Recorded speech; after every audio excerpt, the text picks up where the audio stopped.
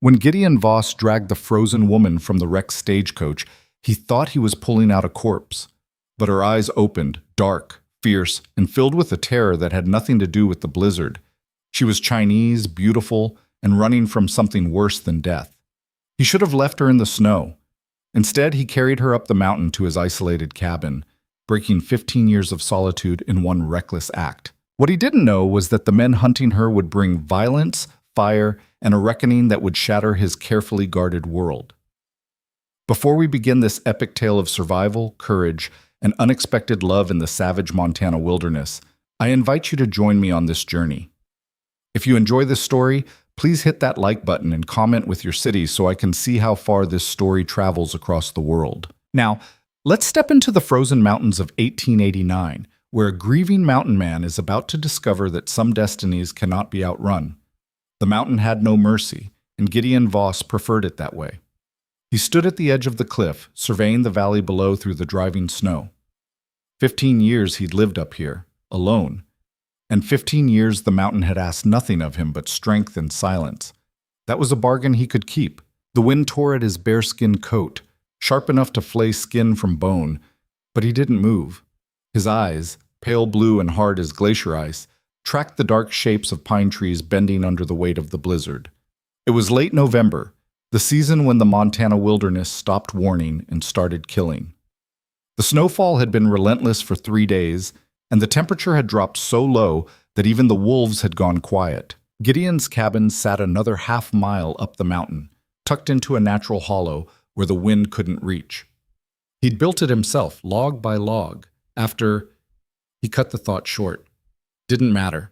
That life was buried deeper than the snow. He was about to turn back when movement caught his eye. Down in the valley, where the old stagecoach road cut through the trees, something dark marred the white expanse. Gideon narrowed his eyes, his hand instinctively moving to the rifle slung across his back.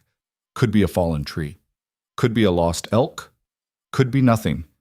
But the shape was wrong. He waited, watching. The snow swirled and cleared for just a moment, and that's when he saw it. The broken skeleton of a stagecoach, overturned and half buried, one wheel still spinning slowly in the wind. Hell, he muttered. Gideon knew he should walk away. Whoever had been in that coach was dead by now. Had to be. No one survived 3 days in a storm like this. And even if by some miracle they had, it wasn't his problem. He'd come to this mountain to get away from people, from their needs and their pain and their inevitable betrayals. He'd made a promise to himself the day he'd buried his wife and daughter. Never again. The wind howled and the snow came down harder. He stood there for a long moment, jaw clenched, every instinct screaming at him to turn around and go home. Let the dead bury the dead. Let the mountain take what it wanted. But something pulled at him, some stubborn, stupid remnant of the man he used to be. "Damn it!" he said, and started down the slope. The descent was brutal. The snow came up past his knees in places, and the wind tried to shove him sideways off the mountain. Gideon moved with the careful precision of a man who knew one wrong step would send him tumbling down into the rocks below. It took him nearly an hour to reach the valley floor, and by the time he did, his fingers were numb despite his thick gloves. The stagecoach was a wreck. It had gone off the road, probably when the horses panicked in the storm, and slammed into a boulder before rolling onto its side. The impact had shattered the wooden frame. Luggage was scattered everywhere, already buried under fresh snow. One of the horses lay dead in the traces, frozen solid. The other was gone, probably run off into the wilderness to die alone. Gideon approached slowly, rifle ready. Bandits sometimes used wrecks as bait, and he hadn't survived this long by being careless. But there was no ambush, just death and silence. The driver was still in his seat, slumped forward, ice crystals glittering in his beard. Gideon checked for a pulse out of habit, found nothing. The man's skin was gray, his eyes half open and frosted over. Dead at least 2 days, maybe more.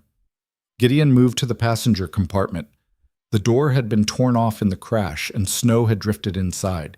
He could see a man's body crumpled in the far corner, dressed in an expensive suit now stained with blood. His neck was bent at an unnatural angle. Quick death, at least. There was a woman, too, older, heavyset, wearing a traveling dress. She'd been thrown halfway out of the coach, and the cold had taken her while she tried to crawl free. Her hand was still reaching toward the road, fingers curled like claws. Gideon felt nothing. He'd seen death before, plenty of it. He was about to turn away when he noticed something else, a flash of color beneath the snow, deeper in the coach. He leaned in, brushing away the accumulated drift, and froze. Silk. Torn and stained, but unmistakably silk. And beneath it, a hand. Small, delicate, the fingers curled inward. Gideon's breath caught. He dug faster, his heart suddenly pounding in a way it hadn't in years. The snow came away in chunks, revealing more silk, red and gold, embroidered with dragons and flowers. And then a face. She was Chinese, young, and impossibly beautiful even in death. Her skin was pale as the snow around her, her black hair frozen in strands across her face. She'd been wedged into the far corner of the coach, probably thrown there in the crash, and the bodies of the other passengers had shielded her from the worst of the wind. Gideon reached for her throat, feeling for a pulse he knew wouldn't be there. And then her eyes opened. He jerked back, his hand going to his knife on pure instinct. But the woman didn't move. Couldn't move. Her eyes were dark brown, almost black, and filled with a terror so profound it hit him like a physical blow. She stared at him, her lips barely parted, her breath coming in tiny, desperate gasps. She was alive. Jesus, Gideon breathed. It was impossible. No one should have survived this. But those eyes were looking right at him, pleading, and her chest was moving, shallow, too shallow, but moving. He made a decision in that moment that he knew he'd regret. "I've got you," he said, his voice rough from disuse. "Hold on." He pulled her free of the wreckage as gently as he could, but she still made a small sound of pain that cut through the wind. She was frozen, almost solid, her silk dress offering no protection against the brutal cold. Gideon stripped off his bearskin coat and wrapped her in it, then lifted her into his arms. She weighed almost nothing, a fragile bundle of silk and ice. Her eyes fluttered closed, and he thought he'd lost her. But then her hand moved, just barely, and her fingers curled weakly into his shirt. "Stay with me," he said. "Don't you quit." The journey back up the mountain was hell. Gideon had to move slowly, carefully, every step measured. The woman in his arms was so cold she barely seemed human, and he could feel her life slipping away with every minute that passed. His own body screamed in protest, muscles burning, lungs aching in the thin, frozen air. But he didn't stop. By the time he reached the cabin, full dark had fallen, and the temperature had dropped even further. Gideon kicked the door open and carried her inside, straight to the fireplace. He laid her on the rug in front of the hearth and immediately started building up the fire, throwing on log after log until the flames roared. Then he turned his attention to the woman. Her pulse was thready, her breathing so shallow he had to put his ear to her mouth to confirm she was still alive. Her skin was deathly pale, her lips blue. Gideon had seen frostbite before, had lost 2 fingers to it himself years ago, and he knew she was in trouble. He worked quickly, efficiently, drawing on knowledge he'd hoped never to use again. First, he cut away the frozen silk dress, his knife slicing through the delicate fabric like it was paper. Underneath, she wore a thin shift, equally useless against the cold. He removed that too, trying to ignore the intimacy of it, focusing only on saving her life. Her skin was ice. He wrapped her in every blanket he owned, then filled his largest pot with snow and set it on the fire to melt. While he waited for the water to warm, he chafed her hands and feet, trying to restore circulation. Her fingers were frighteningly cold, and he could see the telltale white patches of frostbite on her toes. "Come on," he muttered. "Come on, damn it. Breathe." The water finally warmed to lukewarm. Not hot, that would do more harm than good, and he soaked cloths in it, pressing them gently against her skin. Her core temperature had to come up slowly, carefully, or her heart would give out from the shock. He worked through the night, rotating the warm cloths, adjusting the fire, monitoring her breathing. At some point, he made broth from dried venison and managed to get a few spoonfuls between her lips. Most of it dribbled down her chin, but some went down. It wasn't until the first gray light of dawn crept through the cabin's single window that her eyelids finally fluttered open again. Gideon, slumped in his chair by the fire, exhausted beyond measure, sat up straight. Her eyes focused on him slowly, confusion and fear warring in their depths. She tried to speak, but only a hoarse whisper emerged. "Easy," Gideon said, moving to kneel beside her. You're safe. You're in my cabin, up on the mountain. You were in a stagecoach accident. Do you understand? She stared at him for a long moment, and he wondered if she spoke English at all. But then she gave a tiny nod, her eyes never leaving his face. What's your name? He asked gently. Her lips moved. He had to lean close to hear the whisper. Lin Yue. Lin Yue, he repeated. The name felt foreign in his mouth, but he said it carefully, respectfully. I'm Gideon Voss. You're going to be all right. You understand? You're going to live. Something flickered in her eyes. Not quite relief, not quite hope. More like a question she didn't have the strength to ask. Then her eyes closed again, and she slipped back into unconsciousness. Gideon sat back on his heels, dragging a hand over his face. What the hell had he gotten himself into? For 3 days, Lin Yue drifted in and out of consciousness, caught in a twilight world between life and death. When she was awake, she said nothing, only watched Gideon with those dark, unreadable eyes as he tended to her. When she slept, she thrashed and cried out in a language he didn't understand, her face twisted in nightmare. Gideon kept the fire burning and the broth coming. He cleaned her wounds, a deep gash on her temple, bruises that bloomed purple and yellow across her ribs, the frostbite on her fingers and toes that he treated with warm compresses and prayer she wouldn't lose any digits. He didn't know why he cared so much. Maybe it was just stubbornness. He'd pulled her from the wreck, and damned if he'd let her die now. Or maybe it was something else, something he didn't want to name. On the 4th morning, he woke to find her sitting up. She was still wrapped in blankets, her black hair falling loose around her shoulders, but her eyes were clear and focused. She looked around the cabin slowly, taking in the rough-hewn logs, the simple furniture, the bearskins on the walls. When her gaze finally settled on Gideon, there was a new sharpness there, an intelligence that had been absent in her fever. How long? She asked. Her voice was still hoarse but stronger than before. Her English was clear, touched with an accent that made the words sound almost musical. 4 days, Gideon said. He was making coffee, and the smell filled the small cabin. Since I found you. The others? He shook his head. Dead.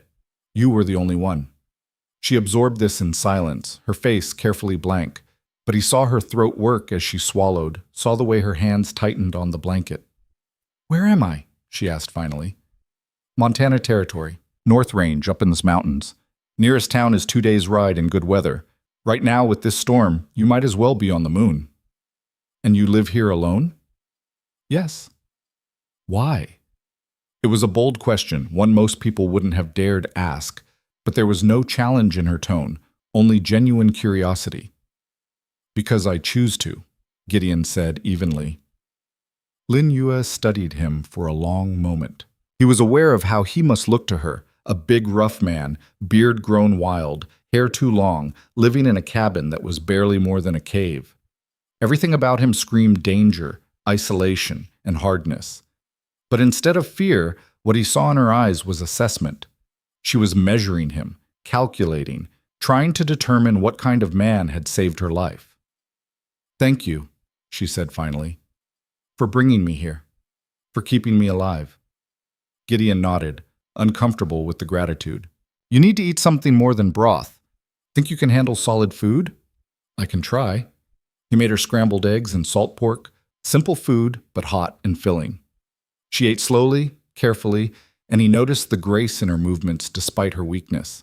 The way she held the fork, the straightness of her spine even wrapped in blankets, everything about her spoke of refinement, of a world far removed from this mountain cabin.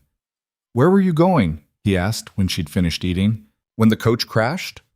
Her face closed off immediately, and he knew he'd touched something raw. It doesn't matter now, she said quietly. The coach was heading north toward Silver Creek. Only thing up that way is mining camps, and… He stopped, understanding dawning. You were being sent somewhere, weren't you? Lin Yue looked away, staring into the fire. I was to be married, to a man I had never met, a business arrangement between families. You didn't want to go. What I wanted was irrelevant. Her voice was flat, emotionless, but he heard the bitterness underneath. My father owed debts. This was the payment. Gideon felt a familiar anger stir in his chest, the kind he'd thought he'd buried years ago. What kind of man buys a wife? A rich one, a powerful one. She turned back to him, and now there was something fierce in her eyes, and a cruel one. I met him once in San Francisco when the arrangement was made. He looked at me like I was a horse he was considering purchasing. I knew then what my life would be. So the crash was an accident, but perhaps a merciful one. She paused, then added quietly, "The others who died, they were escorts, hired to make sure I arrived safely. They were not kind people." Gideon absorbed this, his mind working. "This man who was supposed to marry you, will he be looking for you?" Lin Yu's expression turned grim. "Yes." Marcus Chen does not accept loss. When he learns the coach never arrived, he will send men to find out why. And when they discover I survived, she didn't finish the sentence, but she didn't need to. "How long before they come?" "The storm will delay them, but once it clears," she met his eyes. "Days, perhaps a week." Gideon stood and walked to the window, looking out at the snow that was still falling, though lighter now. The storm was breaking, which meant time was running out. He should send her on her way as soon as she was strong enough. Let her go down to one of the towns, catch a train, disappear into the vast American wilderness where a man like Marcus Chen would never find her. It was the smart thing to do, the safe thing. But when he turned back to look at her, this proud, fragile woman who'd survived the impossible, he found he couldn't do it. "You'll stay here until you're healed," he said. "After that, we'll figure something out." "I have no money to pay you." "Don't want your money." "Then why help me?" It was a fair question, and one he didn't have a good answer for. Why risk his carefully maintained solitude for a stranger? Why open his door to trouble that would surely follow? "Because leaving you to die wasn't an option," he said finally. "And because no one should be forced into a life they don't choose." Something shifted in Lin Yu's expression, a softening, a crack in her careful armor. "You're a surprising man, Gideon Voss." "So I've been told." Over the following days, an uneasy routine developed. Lin Yu's strength returned slowly, and with it came a stubborn determination that both impressed and frustrated Gideon. She refused to be treated as an invalid, insisting on helping with whatever task she could manage despite his protests. On the 5th day, he found her trying to carry wood for the fire. "What the hell are you doing?" he demanded, taking the logs from her arms. "You're still recovering." "I will not lie in bed like a helpless child," she said, her chin lifting. "If I am to stay here, I will earn my keep." "You almost died." "Almost, but I did not." She met his glare with one of her own, and he was struck again by the fire in her. "I am stronger than I look, Mr. Voss. It's just Gideon, and I can see that." A ghost of a smile touched her lips. "Then let me help, Gideon. Please, I need to feel useful." He couldn't argue with that logic, though he made her promise to take it slow. She started with small tasks, folding blankets, organizing his sparse kitchen, mending a tear in one of his shirts with neat, precise stitches that put his own rough sewing to shame. They didn't talk much at first. Gideon had lost the habit of conversation years ago, and Lin Yu seemed content with silence. But gradually, in small moments, they began to share pieces of themselves. He learned she was 26, born in San Francisco to parents who'd immigrated from Guangdong province. Her father had been a merchant who'd made and lost several fortunes. Her mother had died when Lin Yu was 12, leaving her to manage the household in her father's increasingly erratic business dealings. "I learned to read English from my mother," she told him one evening as they sat by the fire. "She believed education was the only true wealth. She made me promise to never stop learning, no matter what happened." "She sounds like a wise woman." She was. Lin Yu stared into the flames. "I think she would be ashamed of what I allowed myself to become. A commodity, a transaction." "You didn't have a choice." "There is always a choice. I chose to obey my father instead of fighting for my own path. That is on me." Gideon understood that kind of regret. He'd lived with his own version for 15 years.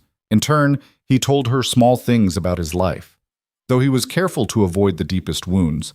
He'd been a rancher once down in the valley, had a spread with good water and better grazing, did well for a few years.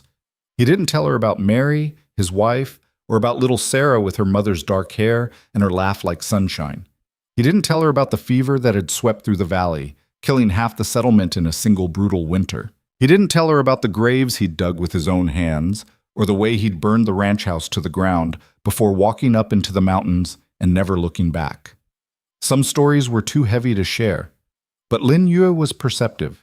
She didn't push, but he could see understanding in her eyes, the recognition of one wounded soul seeing another. On the seventh day, the storm finally broke. Gideon woke to brilliant sunshine and a silence so profound it rang in his ears. The world outside was transformed, buried under 3 feet of fresh snow that glittered like diamonds in the morning light. He found Lin Yu already awake, standing at the window and staring out at the white wilderness. "It's beautiful," she said softly. "It's deadly," Gideon countered. "That much snow means avalanche danger, and it means anyone looking for you will be able to move again." She turned to face him, and he saw she'd already thought of that. "How long do you think we have?" "Hard to say. They'll have to wait for the pass to clear, which could take a few days. Then they'll need to find the wreck, figure out what happened. If we're lucky, a week, maybe 2. And if we're not lucky, they could be here in 3 days." Lin Yue nodded slowly, absorbing this. "I should leave. I've put you in danger long enough." "Where would you go?" Gideon asked bluntly. "You're still weak. You have no supplies, no money, no horse. You wouldn't make it a mile in this snow." "Then what do you suggest?" It was the question he'd been wrestling with for days, and he still didn't have a good answer. But as he looked at her, this woman who'd survived the impossible, who'd faced death and betrayal and somehow kept her dignity intact, he made a decision that terrified him more than any approaching danger. "We wait," he said. "We use the time to get you strong again. I'll teach you what you need to know to survive up here. And when they come, if they come, we'll be ready. You would fight for me? A stranger? I didn't pull you out of that wreck just to hand you over to some bastard who thinks he owns you." Something profound passed between them in that moment, an understanding that went beyond words. Lin Yue crossed the small cabin and, to his surprise, took his hand. Her fingers were small and warm in his. "Thank you," she said quietly, "not just for saving my life, for treating me like the person who gets to choose her own path." Gideon looked down at their joined hands, feeling something crack open inside his chest, something he'd thought was sealed forever. "Everyone deserves that," he said roughly. The days that followed took on a new urgency. Gideon began teaching Lin Yue the skills she'd need to survive in the Montana wilderness. It quickly became clear that beneath her refined exterior was a core of steel he hadn't fully appreciated. She learned to split kindling without complaint, even when the cold made her fingers ache. She learned to read the weather and the color of the sky, to tell how much snow was coming by the way the wind smelled. She learned which plants could be used for medicine and which would kill you before you hit the ground. "The mountain doesn't care about your intentions," Gideon told her as they stood outside the cabin, their breath steaming in the frigid air. "It doesn't care if you're strong or weak, good or bad. It only cares if you respect it."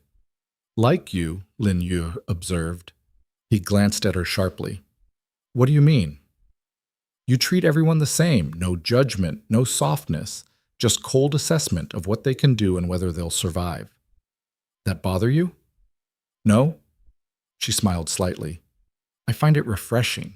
Most men look at me and see only what they want to see. A pretty ornament, a status symbol, a body to possess. You look at me and see a person, someone who can learn, who can be useful, who has worth beyond my appearance." Gideon didn't know how to respond to that, so he just grunted and continued the lesson. But her words stayed with him. It was true that he'd stopped seeing her as just a rescued stranger. Over the past week, he'd watched her transform from a broken, frozen woman into someone formidable. She didn't just survive his harsh lessons, she thrived on them. Every challenge he set, she met. Every task he gave her, she completed. And she did it all with a quiet grace that made even the roughest chore look elegant. He found himself watching her when she didn't know, the way she moved, the concentration on her face as she practiced loading his rifle, the small smile she got when she finally mastered a difficult skill. She was like no woman he'd ever known, and certainly nothing like his memories of gentle, soft-spoken Mary. Lin Yue was fire wrapped in silk. She was strength disguised as delicacy, and she was dangerous to the careful walls he'd built around his heart. One evening, as they sat by the fire after a long day of work, she asked him the question he'd been dreading.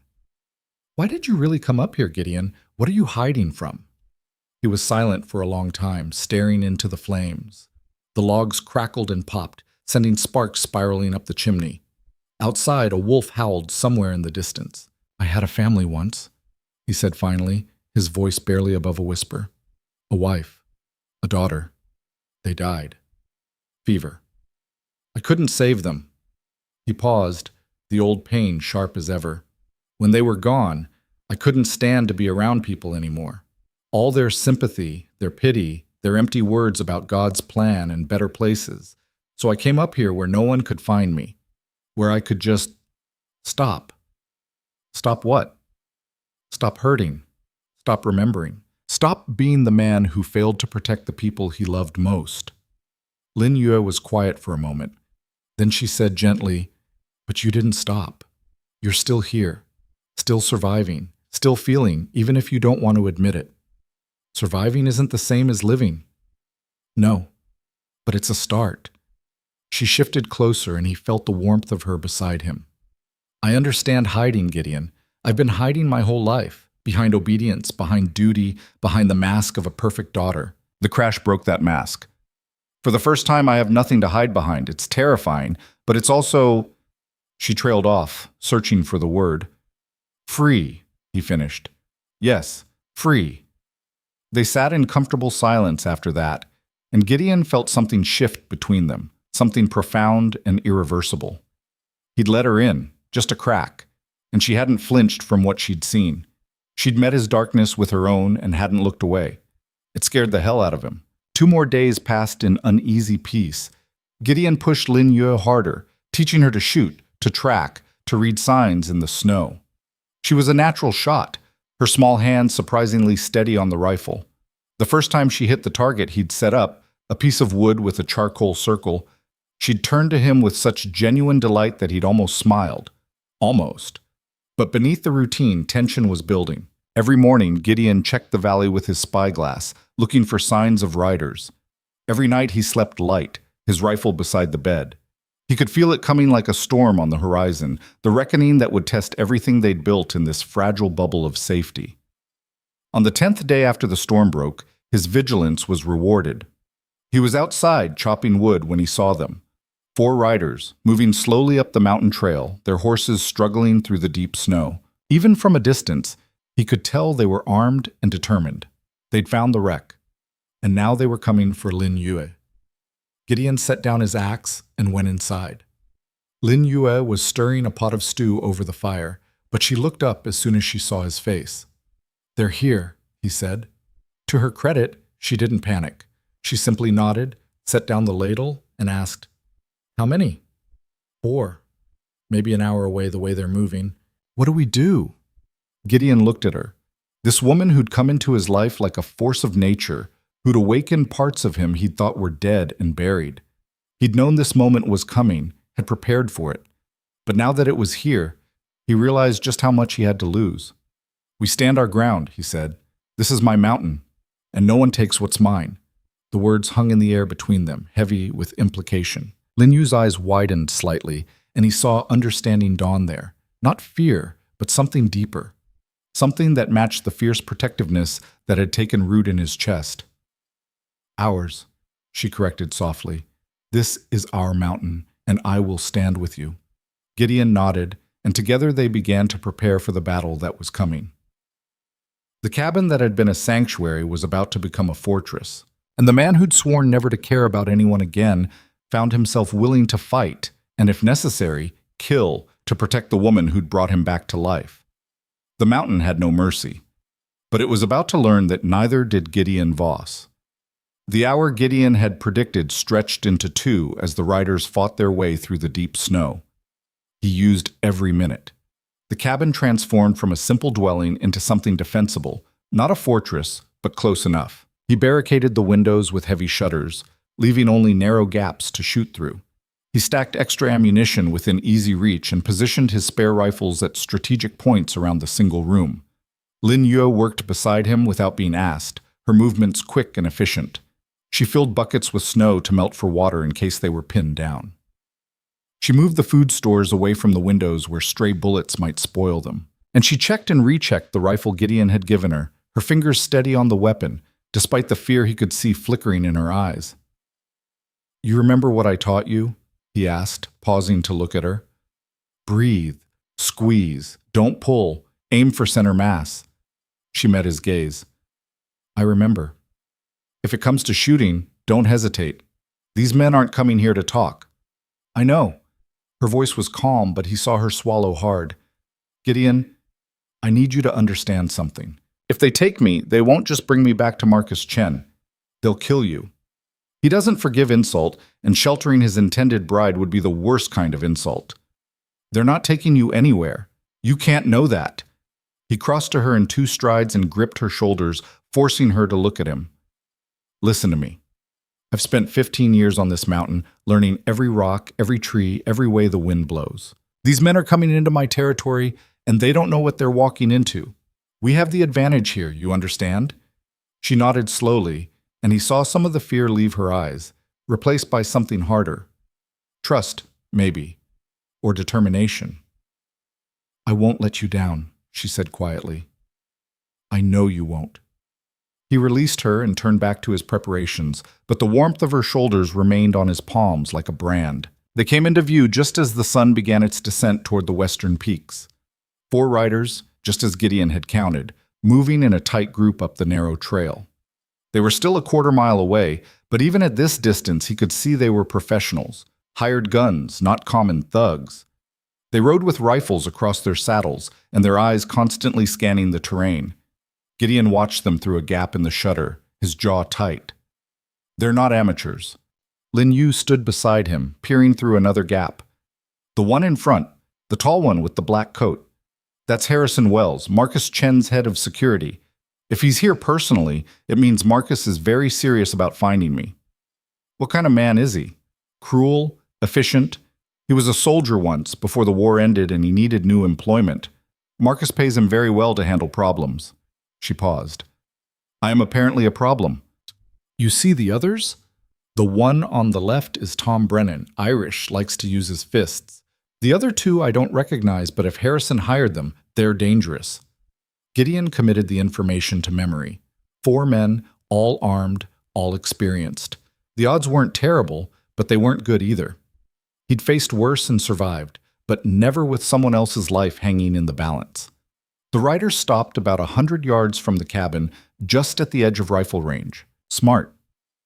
They sat their horses for a long moment, surveying the cabin and the surrounding area. Gideon could almost see them calculating angles, checking for cover, assessing the threat. Then Harrison Wells dismounted and took a few steps forward, his hands held out to show he was unarmed.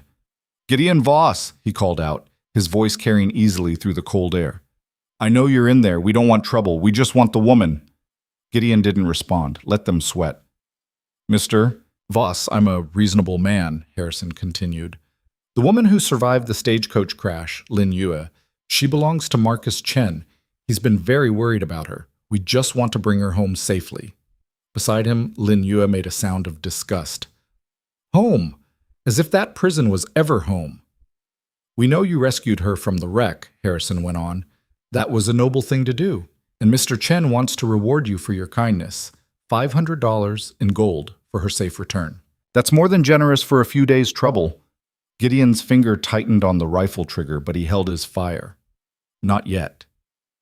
"Or," Harrison's voice took on a harder edge, "you can refuse, and we'll have to come in and get her. That won't end well for you, Mr. Voss. You're 1 man. We're 4. The mathematics aren't in your favor." "Should I answer him?" Lin Yue whispered. "No. Let him talk himself out." Harrison waited another moment, then shrugged. "All right. Have it your way. But Mr. Voss, I want you to understand something. This woman is Mr. Chen's property. Her father signed the contract. The law is on our side. If you harbor her, you're committing theft, and Mr. Chen takes theft very seriously." "Property," Lin Yue breathed, and Gideon heard rage in that single word. "He calls me property." "That's what he thinks you are," Gideon said quietly. "He's wrong." Harrison turned and walked back to his horse, mounting smoothly. The four men gathered close, conferring in low voices. Gideon couldn't hear what they were saying, but he could guess. They were planning their approach, deciding whether to wait him out or force the issue. The decision came quickly. 3 of the men dismounted and spread out, moving to flank the cabin from different angles. Harrison stayed mounted, hanging back where he could observe and direct. "Here we go," Gideon muttered. "Stay low and stay behind cover. Don't shoot unless you have a clear target." "What are you going to do?" "Give them something to think about." He waited until the 3 men were committed to their approach, then opened the door and stepped out onto the narrow porch. The cold hit him like a fist, but he ignored it, his rifle held loosely in his hands. "That's far enough," he called out. The 3 men froze. They were spread in a rough semicircle, maybe 30 yards out. Too far for a pistol, but well within rifle range. Gideon watched them calculate the distance and come to the same conclusion. "Mr. Voss," Harrison called from his position near the horses, "be reasonable. You can't win this fight." "Maybe not, but I guarantee at least 2 of your men die before I go down. You want to be the one to tell Marcus Chen you got his hired guns killed? How do you think he'll take that news?" Harrison's expression darkened, but Gideon saw uncertainty flicker there. Good. Fear was a weapon, and Gideon knew how to use it. "The woman doesn't want to go with you," Gideon continued, his voice hard and flat. "She's staying here. You can accept that and ride away, or you can try to take her and learn why people don't come up this mountain uninvited. Your choice." One of the flanking men, the Irish one, Brennan, took a step forward. "You're just one man, mountain trash. You think you can stand against all of us?" "Tom, shut your mouth," Harrison snapped, but the damage was done. Gideon's rifle came up smooth and fast. He didn't aim for Brennan, that would be murder. Instead, he put a round into the snow 6 inches in front of the Irishman's boot. The crack of the shot echoed off the mountains, and Brennan jumped back with a startled curse. "Next one goes through your knee," Gideon said calmly. "After that I start aiming higher. Test me if you want." Brennan's hand moved toward his pistol, but Harrison's voice cut through the tension like a knife. "Stand down. All of you, stand down." The 3 men hesitated, then slowly backed away, keeping their eyes on Gideon. He didn't lower the rifle, didn't show any sign of weakness. He'd learned long ago that the only way to handle men like this was to be harder, colder, and more willing to kill than they were. Harrison dismounted again and walked forward until he was at the edge of what Gideon considered safe range. His hands were visible, and he moved slowly, carefully. "You're making a mistake, Mr. Voss," he said, his voice pitched for Gideon's ears alone. "I don't know what that Chinese girl has told you, but Marcus Chen is a powerful man. He has connections in San Francisco, in the territorial government, in places that matter. You're a hermit living on a mountain. You have no allies, no law on your side. If you continue to protect her, you're signing your own death warrant." "I've been dead for 15 years, Gideon replied. "Doesn't scare me anymore." "Then think about her. Do you really believe you can protect her forever? We'll leave today, but we'll come back. And we'll keep coming back until we get what we came for. Eventually, you'll make a mistake, or you'll run out of ammunition, or you'll just get unlucky. And when that happens, we'll take her. But it won't be gentle anymore. Mr. Chen's patience has limits." Gideon felt something cold settle in his chest. Harrison was right about one thing. This wouldn't end here. Even if he drove them off today, they'd return with more men, better prepared. The mountain was vast, but it wasn't infinite. Eventually, they'd find a way. Unless he changed the game. "Tell Marcus Chen something for me," Gideon said quietly. "Tell him Lin Yui is under my protection now. She's not property, she's not goods to be traded, and she sure as hell isn't his. If he wants her, he can come up here himself and face me man to man. But I promise you, Harrison, if you or anyone else tries to take her by force, I will kill you, all of you. And I'll do it in ways that make sure the next group of hired guns thinks twice before riding up this mountain."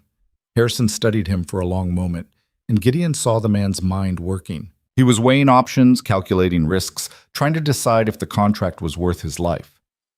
"You're protecting a woman you barely know," Harrison said finally. "Why? What is she to you?" It was a good question, and one Gideon didn't have a simple answer for. What was Lin Yu to him? She wasn't Mary, would never be Mary. She was fierce where Mary had been gentle, sharp where Mary had been soft. But in the 10 days since he'd pulled her from that wreck, she'd become something he couldn't quite name, something important. "She's someone who deserves a choice," Gideon said. "That's enough." Harrison shook his head slowly. "You're a fool, Voss. But you're a dangerous fool, and I don't get paid enough to die on this frozen mountain." He raised his voice. "Mount up. We're leaving." "Harrison, we can't just—" Brennan started to protest. "I said mount up." Harrison's voice cracked like a whip. "Mr. Chen will want a full report. We're not equipped for a siege, and this bastard has the high ground. We'll regroup and come back with proper reinforcements." The three men exchanged glances, clearly unhappy, but they obeyed. They backed away carefully, never turning their backs on Gideon until they reached their horses. Harrison was the last to mount, his eyes never leaving Gideon's face. "This isn't over," he said. "I know. 2 weeks, maybe 3. Then we'll be back, and next time we'll bring enough men to burn this cabin to the ground with you inside it." "I'll be here." Harrison turned his horse and led his men back down the trail. Gideon watched until they were out of sight, the rifle still ready in his hands.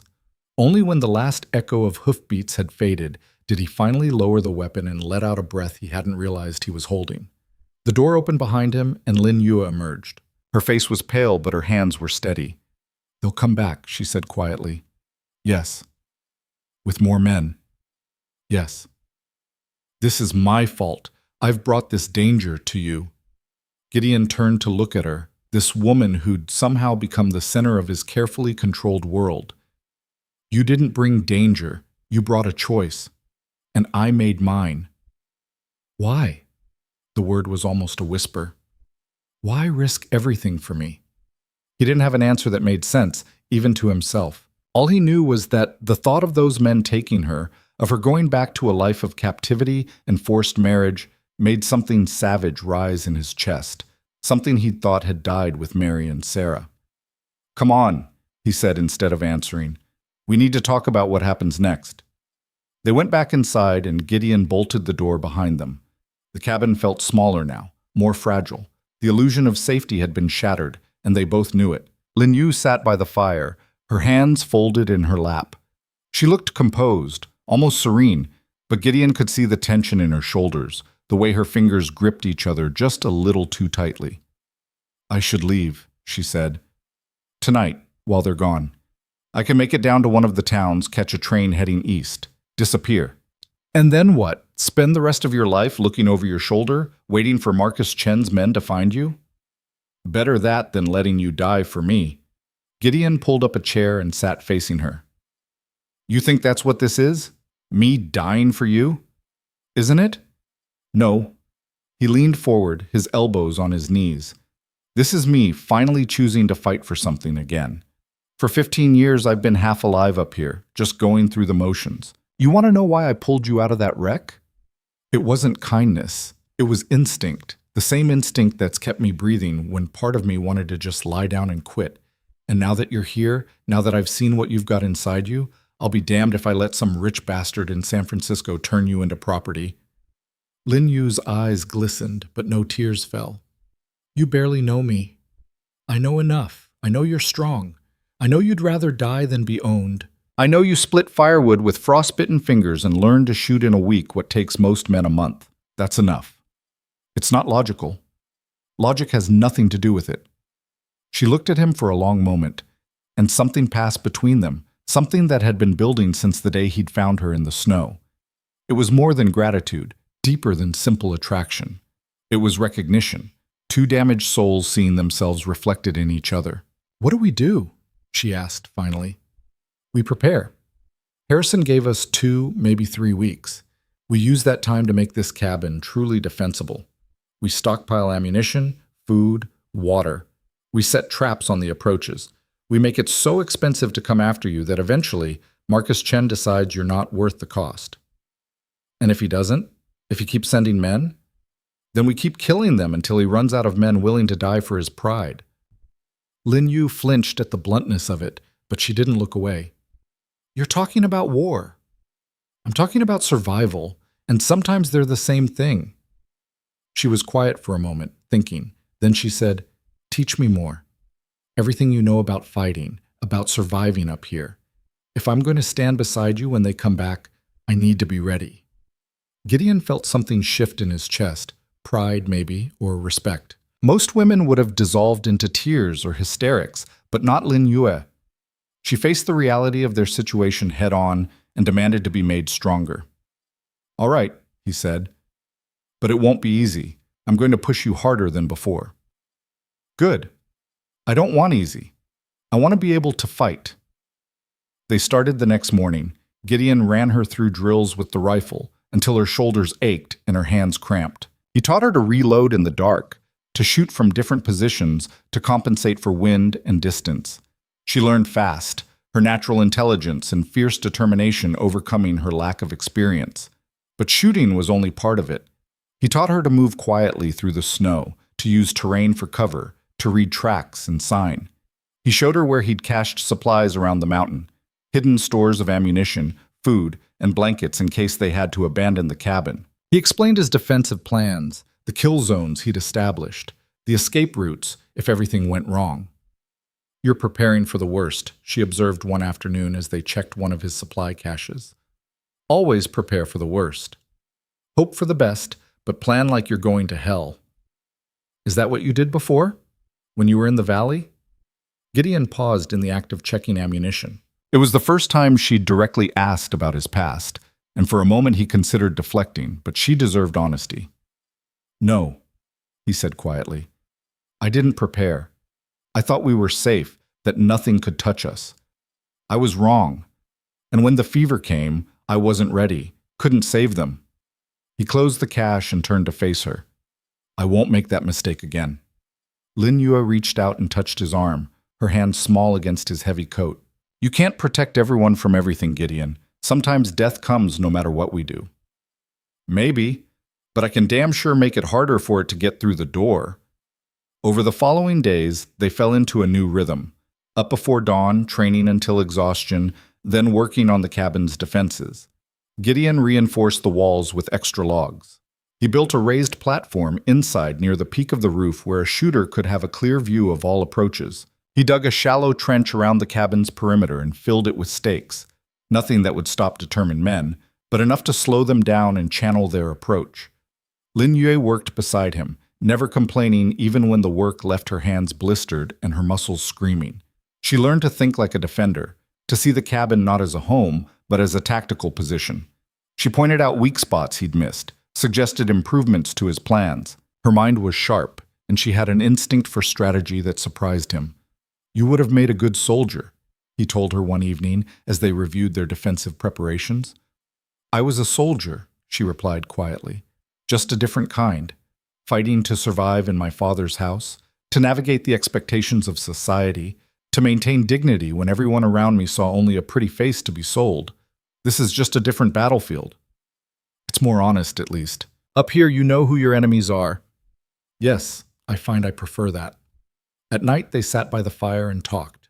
Lin Yu told him about growing up in San Francisco's Chinatown, about the subtle and not-so-subtle discrimination she'd faced, about watching her father slowly destroy himself with gambling and failed business ventures. She spoke of her mother's death, of the loneliness of being caught between two worlds, too Chinese for American society, too American for the traditional community. "I never belonged anywhere," she said, "until maybe now." Gideon shared more of his own story, the words coming easier now. He told her about Mary, about their courtship and marriage, about Sarah's birth and the joy that had briefly illuminated his life, and finally, about the fever that had taken them both within days of each other, leaving him alive in a world that suddenly held no meaning. "I buried them on a hillside overlooking the valley," he said, staring into the flames. "Spring flowers grew there. Mary loved flowers. After that, I couldn't stay. Every corner of that ranch held memories, and every memory was a knife. So I burned it all and came up here where nothing reminded me of what I'd lost." "But you're still here," Lin Yue said gently. "Still alive, still fighting." "Stubborn, I guess." "No, strong. There's a difference." He looked at her, this woman who'd survived her own losses and betrayals, and felt the walls around his heart crack a little wider. "You remind me of her sometimes," he admitted. "Not in looks or manner, but in spirit. Mary had that same core of steel underneath her softness. She could face anything and not break, like you. I'm honored by the comparison. It's not a comparison. You're your own person. But maybe, he trailed off, searching for words. Maybe that's why I couldn't leave you in that snow. Some part of me recognized that strength and couldn't let it die. Lin Yu moved closer, and they sat in comfortable silence, watching the fire burn low. Gideon was acutely aware of her presence beside him, of the way the firelight caught in her dark hair, of the subtle scent of pine and wood smoke that clung to her. Something was building between them, something that went beyond gratitude or convenience or simple attraction, something that terrified him, because it meant he had something to lose again. But when she leaned her head against his shoulder, he didn't pull away. Instead, he found himself putting his arm around her, drawing her close, letting himself feel something other than cold emptiness for the first time in 15 years. They stayed like that until the fire died to embers, neither speaking, both understanding that something fundamental had shifted between them. The days blurred together as they continued their preparations. Gideon pushed himself and Lin Yue relentlessly, knowing that when Harrison returned, there would be no mercy, no second chances. They drilled scenarios, practiced emergency evacuations, timed how fast they could barricade the cabin and get into defensive positions. Lin Yue's shooting improved dramatically. She could now hit man-sized targets at 70 yards, reload in under 10 seconds, and clear jams without panicking. More importantly, she had learned to control her fear, to channel it into focus rather than letting it paralyze her. "You're ready," Gideon told her after a particularly good practice session. "Am I?" She checked the rifle with practiced efficiency, then looked at him. "Because I don't feel ready. I feel terrified." "Good. Fear keeps you sharp. It's when you stop being afraid that you get careless and die. Is that how you survive the war? By staying afraid?" "I survived the war by being meaner than the other bastards and shooting first. Fear was just part of the package." She smiled slightly. "You're trying to frighten me with your gruffness, but it doesn't work anymore. I've seen you mend a torn shirt with surprising delicacy. I've watched you carefully ration our supplies to make sure we don't run short. You're not as hard as you pretend. Don't count on it when bullets start flying." "I won't, but I also won't forget that underneath the mountain man is someone who still knows how to be gentle." Gideon grunted, uncomfortable with the observation, and changed the subject. But her words stayed with him. On the 12th day since Harrison's departure, Gideon woke in the pre-dawn darkness with the certain knowledge that something was wrong. He lay still, listening, his hand automatically reaching for the rifle beside his bed. There, a sound that didn't belong, the soft crunch of snow under a carefully placed boot. They'd come back early. He was out of bed in seconds, moving silently across the cabin to where Lin Yue slept on the pallet they'd made for her near the fire. He put a hand over her mouth and leaned close to her ear. "Wake up. Don't make a sound. They're here." Her eyes snapped open, instantly alert. She nodded, and he removed his hand. They'd practiced this, drilled it until it was automatic. Lin Yu rolled off the pallet and grabbed her rifle in one smooth motion, then moved to the firing position they designated as hers. Gideon peered through the gaps in the shutters. Dawn was just starting to lighten the eastern sky, providing barely enough light to see by. He counted shadows moving through the trees. Not 4 this time. At least 8, maybe more. Harrison had kept his promise. He'd brought reinforcements. Gideon's mind raced through calculations as he tracked the shadows moving through the pre-dawn gray. 8 men that he could see, but the trees were thick and the light was poor. Could be 10, could be 12. Harrison hadn't just brought reinforcements. He'd brought an assault force. "How many?" Lin Yue whispered from her position near the eastern window. "Too many to count in this light. At least 8. He saw her jaw tighten, but her hands remained steady on the rifle. Good. They'd need that steadiness in the minutes to come. The men were moving carefully, spreading out to encircle the cabin. Professional tactics. These weren't just hired thugs. Harrison had brought experienced fighters, men who knew how to work as a unit. Gideon watched them establish positions, noting the discipline in their movements. They were setting up a perimeter before making their move, cutting off any escape routes. Smart and dangerous. One figure moved forward from the tree line more boldly than the others. Even in the dim light, Gideon recognized Harrison's tall frame and dark coat. The man stopped about 50 yards out, well within rifle range, but clearly confident in his positioning. "Gideon Voss," Harrison's voice carried through the cold morning air. "I gave you fair warning, 2 weeks to come to your senses. But here we are, and I suspect you're just as stubborn as you were before." Gideon didn't respond. Let Harrison do the talking. Every word gave away information: his position, his state of mind, his expectations. "I've brought 10 men with me this time," Harrison continued, "all of them veterans, all of them well paid. You can't win this fight, Voss, but I'm a reasonable man. Send the woman out and we'll leave you in peace. You have my word." "His word means nothing," Lin Yue said quietly. "The moment I step outside, they'll kill you and burn the cabin to make sure no one ever defies Marcus Chen again." Gideon had already reached the same conclusion. Men like Harrison didn't leave loose ends, and Gideon had become a very loose end the moment he'd refused to hand Lin Yue over. "You've got 1 minute to decide," Harrison called.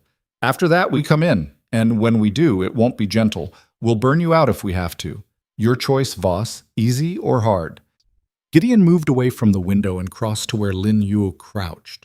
In the growing light, he could see the fear in her eyes, but also the determination.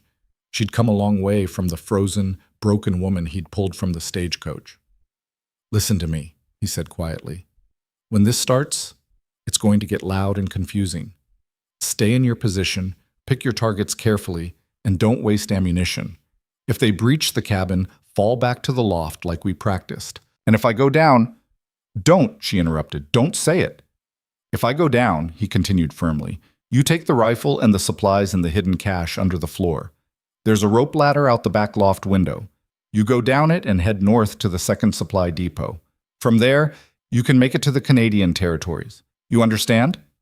I'm not leaving you.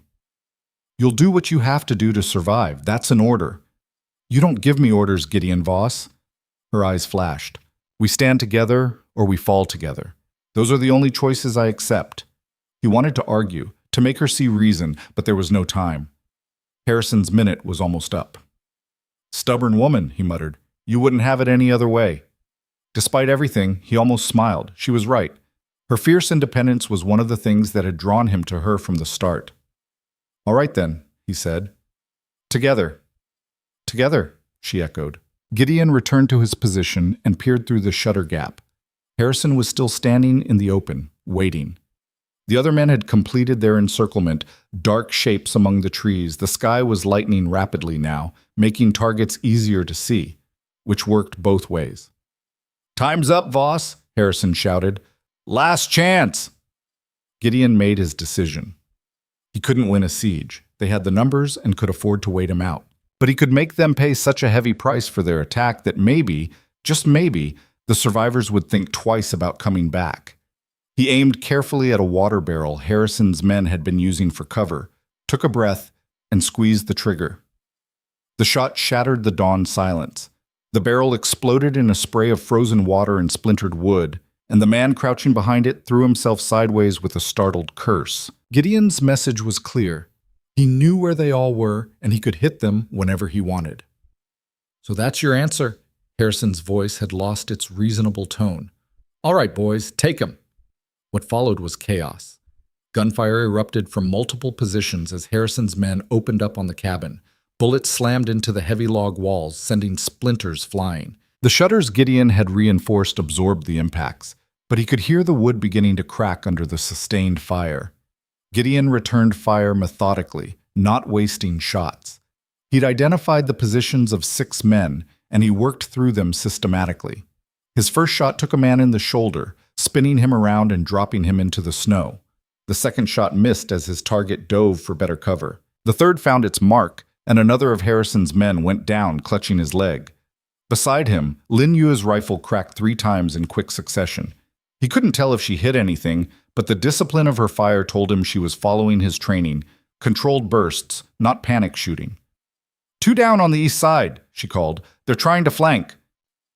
Gideon shifted position, spotted the movement she'd indicated, and put a round through the tree trunk one of the flankers was using for cover. The bullet punched through the rotten wood, and the man behind it screamed and fell. Nice shooting, Lin Yue said, her voice tight with controlled fear. You too. Keep watching that approach. The firing continued for several minutes, both sides trading shots. The cabin's log walls were taking a beating, but they held. Gideon had built well, and the thickness of the timber was proving its worth, but ammunition was finite, and Harrison's men seemed to have plenty to spare. They were laying down suppressing fire, trying to keep Gideon and Lin Yue pinned while other men maneuvered for better positions. Gideon saw the pattern developing and didn't like it. They're going to rush us. Get ready. How do you know? Because it's what I do. Pin us down with fire, then send men in fast while we're reloading. As if on cue, Harrison's voice rang out. Now go, go, go! 4 men broke from cover and charged the cabin from different angles, firing as they ran. It was a desperate tactic, but effective. Gideon couldn't shoot all of them before at least one reached the door. He dropped the first man with a shot to the chest, shifted, fired, and took the second in the gut. The man went down screaming, clutching his stomach. Lin Yu's rifle barked twice, and the third attacker stumbled and fell, his leg blown out from under him. But the fourth made it to the door. Gideon heard the heavy thud of a body slamming against the reinforced wood. The bolt held, but barely. Another impact, and the door frame cracked. "The door!" Lin Yue shouted.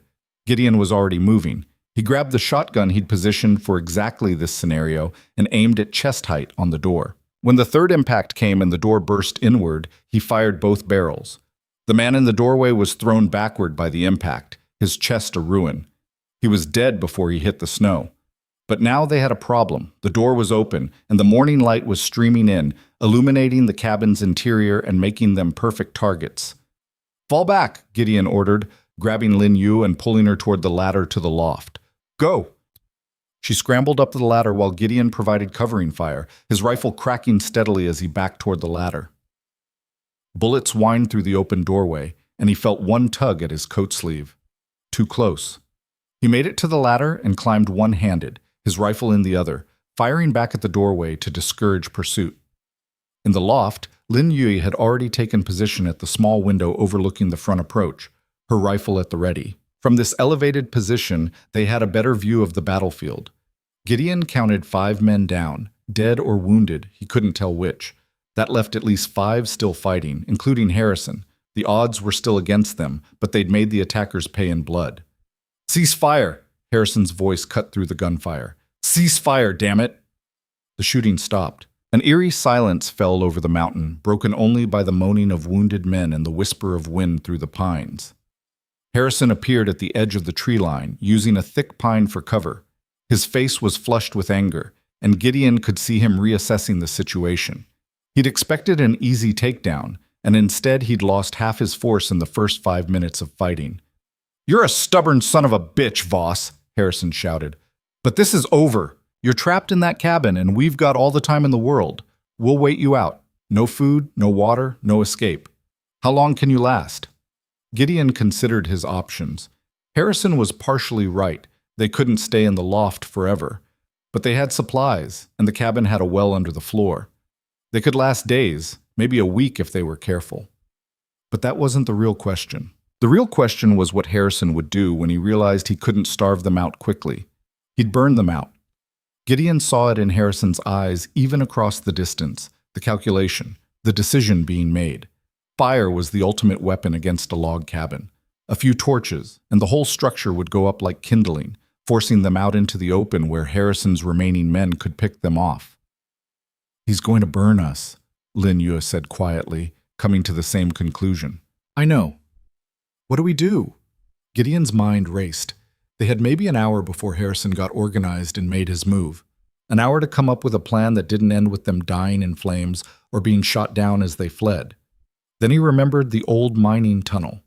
15 years ago, when he'd first come to this mountain, he'd discovered an abandoned mine shaft about 100 yards behind the cabin. The mine had collapsed decades earlier, but there was still a small section of tunnel that remained intact. He'd explored it once, found it led nowhere useful, and forgotten about it. Until now. "There's a tunnel," he said rapidly. "Old mine shaft behind the cabin. If we can make it there before they set the fire, we can get underground and wait them out." "How do we get there without being shot?" We don't. We make them think we're still in the cabin while we slip out. He outlined the plan quickly. It was risky, bordering on suicidal, but it was better than burning alive. Lin Yu listened, her face pale but focused, and when he finished, she nodded. It could work, she said. It has to work. Gideon gathered what supplies they could carry: ammunition, dried food, blankets, flint and steel. He stuffed everything into 2 packs while Lin Yu kept watch on Harrison's position. The men were regrouping, tending to their wounded, and clearly planning their next move. They're bringing up torches, Lin Yu reported. 3 men, carrying brands soaked in something, oil, maybe. That's our cue. Gideon had rigged a simple diversion days ago, preparing for exactly this scenario. A series of ropes connected to pots and pans, designed to make noise when pulled. He yanked the first rope now, and a crash echoed from the main room of the cabin below. Then another, and another. To Harrison's men, it would sound like someone moving around inside, preparing defenses. Now, Gideon whispered. They slipped through the small loft window on the cabin's backside, the one facing away from Harrison's positions. Gideon went first, dropping into the snow and immediately rolling to cover behind a deadfall. Lin Yue followed, landing with barely a sound, and together they began working their way toward the mine entrance. The distance was agonizing. Every step felt exposed, and Gideon expected a shout of discovery at any moment.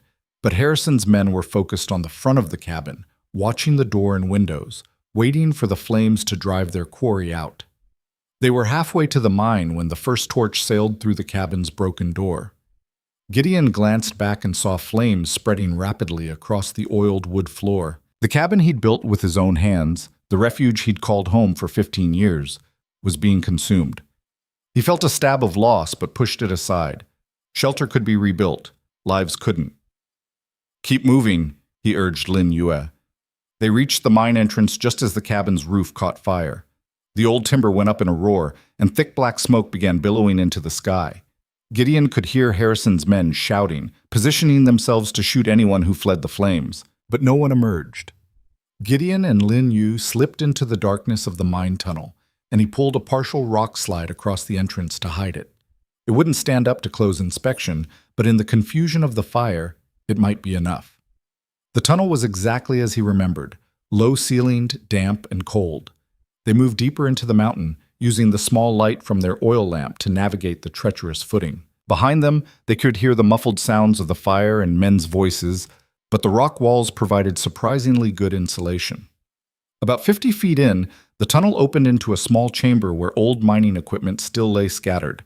Gideon set down his pack and gestured for Lin Yue to rest. "We wait here," he said quietly. "Let them think we burned. Once they're convinced we're dead, they'll leave. And if they search the mine, then we move deeper and hope the old maps I saw were wrong about the tunnel ending." Lin Yu sank down onto a relatively dry rock, her rifle across her knees.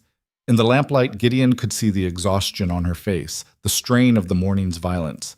But she was still here, still standing, still ready to fight if needed. 5 men, she said quietly. I counted 5 we hit. I saw 6 go down, maybe more wounded. We killed people today. Yes. She was silent for a moment, processing that reality. I thought I would feel worse about it. That's terrible, isn't it? But all I feel is relief that we're still alive. That's not terrible. That's survival. Those men came here to kill us and drag you back to a life of captivity. You don't owe them guilt. Do you feel guilt? For the men you've killed? Gideon considered the question. I feel regret that it was necessary. But guilt? No, not when it's a choice between their lives and yours.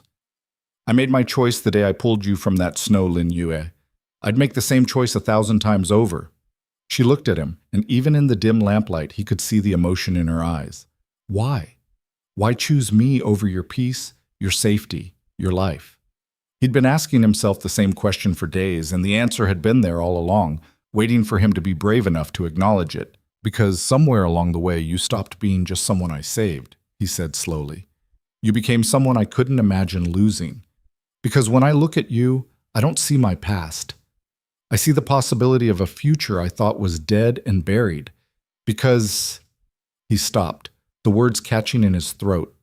Saying them out loud made them real, made them vulnerable. But Lin Yu deserved the truth. Because I'm falling in love with you, he finished quietly. And that terrifies me more than any number of hired guns. Lin Yu's breath caught. For a long moment, she just stared at him, her eyes wide and searching. Then she set aside her rifle and crossed the small space between them. I'm terrified too, she whispered, taking his hands in hers. I never expected this.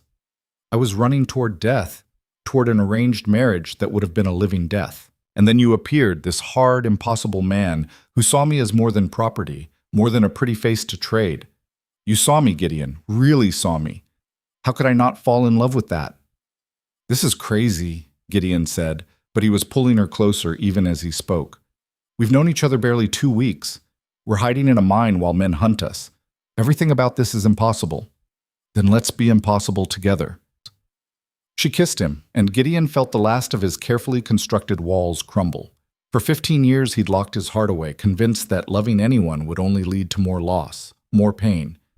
But Lin Yu had slipped past every defense, and now here they were, two broken people finding wholeness in each other in the depths of a mountain. When they finally broke apart, both breathing hard, Gideon rested his forehead against hers. If we survive this, he said, I'm going to build us a new cabin, bigger than the last one, with windows facing south so you can have a garden in the summer. When we survive this, Lin Yu corrected. Not if. When. When, he agreed. They sat together in the darkness, listening to the muffled sounds from outside.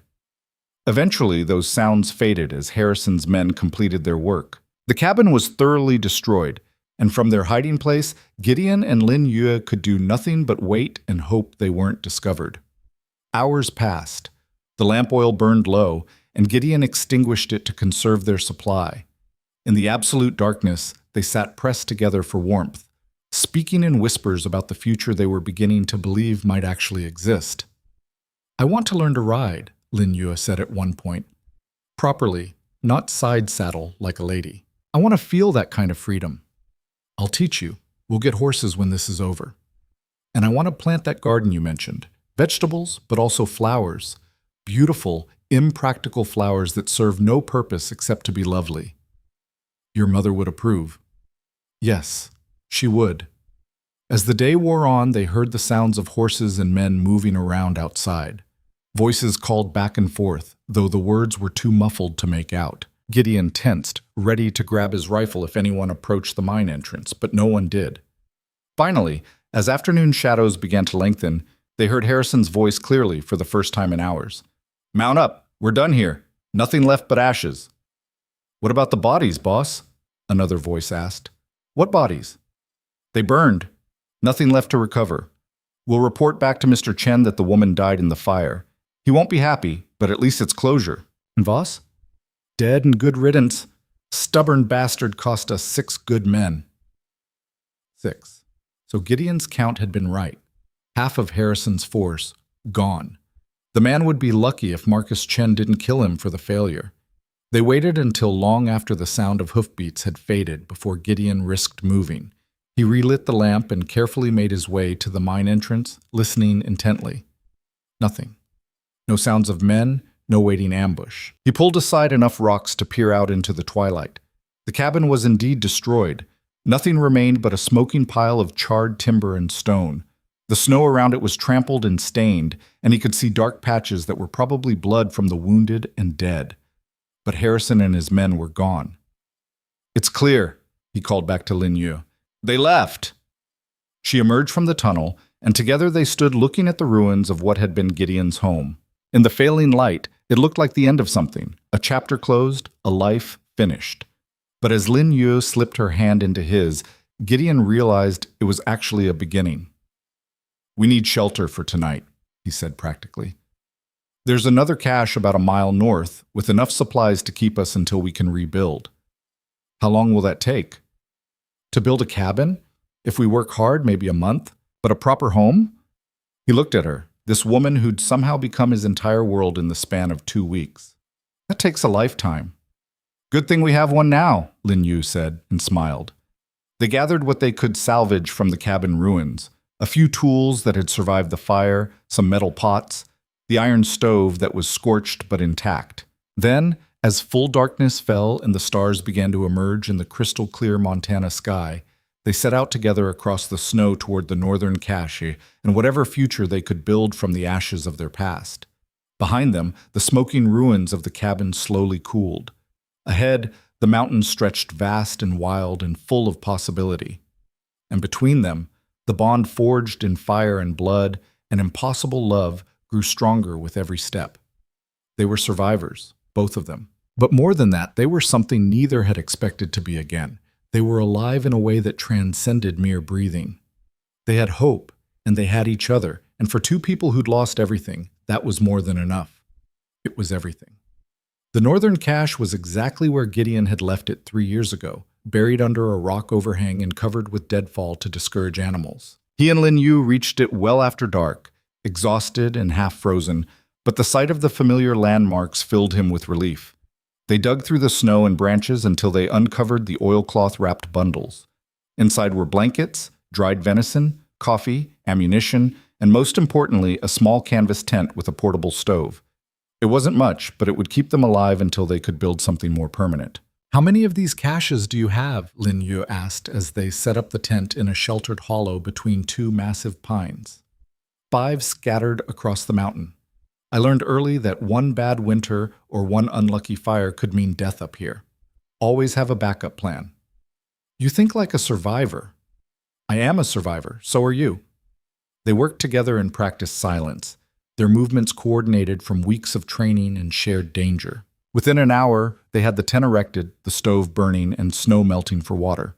It was cramped and cold compared to the cabin, but after the violence of the day and the hours hiding in the mine, it felt like sanctuary. Lin Yu heated up some of the dried venison while Gideon checked their ammunition supply.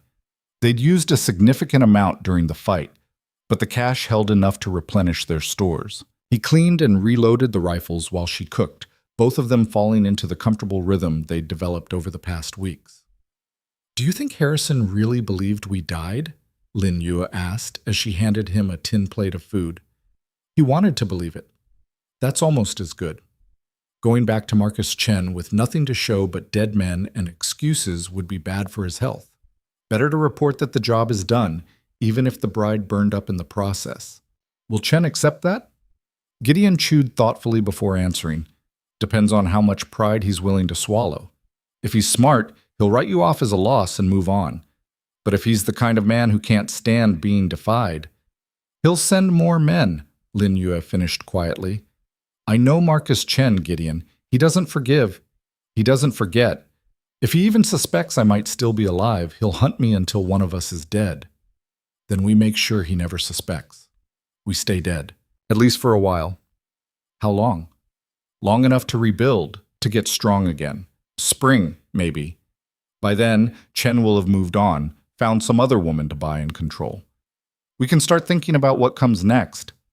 Lin Yue was quiet for a moment, staring into the small stove's flames.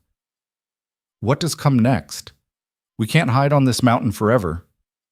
"Why not? I've done it for 15 years. But you were alone then, running from pain, not toward anything. That's different now, isn't it?" She was right, and they both knew it. Everything had changed the moment Gideon had pulled her from that wrecked stagecoach. He wasn't running anymore. He was building something, protecting something, caring about something beyond mere survival. "We'll figure it out," he said finally. "First we survive the winter, then we rebuild. After that," he shrugged, "after that we decide what kind of life we want to live. Together," Lin Yu said, and it wasn't a question. "Together," Gideon confirmed.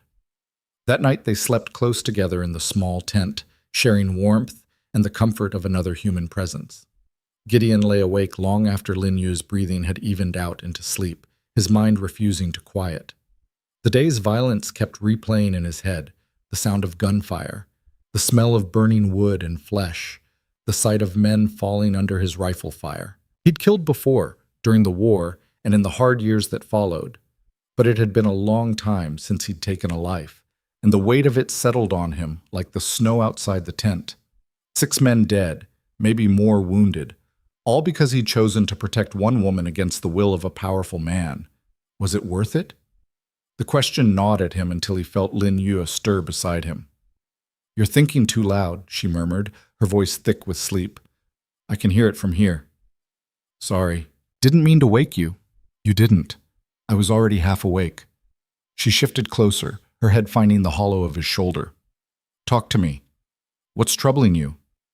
"The men we killed today, the ones who died because I wouldn't hand you over." "Do you regret it?" "No. That's what bothers me.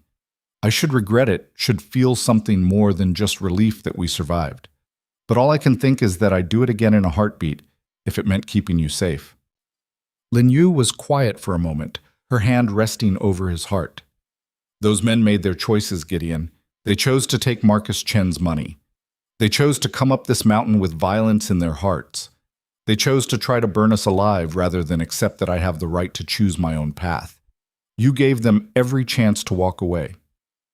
Harrison asked me what you were to me. I didn't have an answer then. And now? Now I know. You're my second chance. My reason to stop hiding and start living. And if men have to die to protect that, then so be it." She lifted her head to look at him in the darkness. He could barely see her face, but he felt the intensity of her gaze. "I never wanted to be someone's reason," she said softly. "I spent my whole life being someone's obligation, someone's burden, someone's commodity. But with you, it's different. You make me feel like I'm worth fighting for, not because of what I represent or what I can provide, but just because of who I am. That's a gift I never thought I'd have." Gideon pulled her closer, feeling the fierce protectiveness that had driven him to stand against impossible odds. "You're worth everything, Lin Yue. Every bullet, every risk, every burned cabin. You're worth it all." She kissed him then, slow and deep, and for a while they forgot about Marcus Chen and Harrison and the violence that had marked their day. There was only the warmth of the tent, the quiet of the mountain night, and the growing certainty that what they'd found together was worth any price. The days that followed fell into a new pattern of survival and rebuilding. Dawn came late in the Montana winter, and they used the long hours of darkness to rest and plan. When light finally broke over the eastern peaks, they were already working, gathering timber for the new cabin, hunting for food, reinforcing their camp against the brutal cold. Gideon had chosen the site carefully. It was further north than the old cabin, deeper into the wilderness and harder to find. A natural spring provided water year-round, and the surrounding pines offered both shelter from wind and ready access to building materials. If Harrison or anyone else came looking, they'd have a hell of a time finding this place. Lin Yu threw herself into the work with an intensity that surprised even Gideon. She learned to use an axe, her strokes growing stronger and more confident each day. She helped him fell trees, strip bark, and drag the heavy logs into position. The work left her hands blistered and her muscles aching, but she never complained. "You don't have to prove anything," Gideon told her one afternoon as they took a break from hauling timber. "No one expects you to do manual labor like this." "I expect it of myself," she replied, examining her raw palms with satisfaction rather than dismay. "Every log I help cut, every nail I drive, makes this place ours rather than just yours. I need that, Gideon. I need to build something with my own hands after spending my whole life being built around by others." He understood that need bone deep. The cabin he'd burned had been his refuge, his self-imposed exile. This new structure they were creating together was something else entirely. A home, a partnership, a foundation for whatever future they could carve from the wilderness. As the days turned to weeks, the cabin began to take shape. It was smaller than Gideon's first one, more compact and defensible, but carefully designed with Lin Yue's input. She insisted on larger windows on the south wall for light and warmth. He built a proper root cellar beneath the floor and a loft that could serve as both sleeping quarters and a defensive position if needed. "Still planning for the worst?" Lin Yu asked as she watched him install heavy shutters that could be barred from inside. "Always, but hoping for the best." She smiled at that, understanding the balance he was trying to strike between caution and optimism. They weren't entirely isolated during those weeks. Twice, Gideon made the long trek down to a small trading post at the base of the mountain to sell furs and buy supplies. Lin Yu stayed behind, hidden, while he bartered for nails, flour, salt, and other necessities. The old trader who ran the post asked no questions, accepting Gideon's taciturn manner as normal for a mountain man. On his second trip, the trader mentioned news from farther south. "Heard there was trouble up in Silver Creek territory," the old man said as he weighed out coffee beans. "Some rich fellow from San Francisco lost his bride-to-be in a stagecoach accident. Sent men to recover her, but they ran into problems. Lost most of a hired crew in a fire or some such. Man was mad enough to spit nails, from what I hear." Gideon kept his expression neutral. "That's so." "Yep. Word is he's given up on finding the girl. Figures she's dead and buried under the snow somewhere. Waste of a good dowry, if you ask me. But that's city folk for you. They don't understand how hard this country can be." "No, they don't," Gideon agreed, relief washing through him. If Marcus Chen had accepted Lin Yue's death, then the immediate threat was over. They might actually have the breathing room to build the life they'd dreamed about in the darkness of that mine tunnel. He returned to the new cabin with his pack loaded with supplies, and the first real hope he'd felt since the day of the attack. Lin Yue met him at the door, and the smile on her face told him she'd been worried despite her brave front. "Everything all right?" she asked, helping him unload. "Better than all right. Chen's given up. He thinks you're dead." Her hand stilled on the sack of flowers she was holding. "He's really stopped looking?" According to the trader, Harrison must have sold the story well enough. "We're clear, Lin Yu, at least for now." She set down the flower and wrapped her arms around him, holding tight. He felt her shoulders shake and realized she was crying, not from sadness, but from the release of tension she'd been carrying since the attack. "I didn't let myself believe it could really be over," she whispered against his chest. "I kept waiting for them to come back, to find us, to take everything away again." "I know. I felt the same way." He stroked her hair, feeling his own tension finally beginning to unwind. "But we're safe now. We've got time to breathe, to build, to figure out what comes next." "What does come next?" She pulled back to look up at him.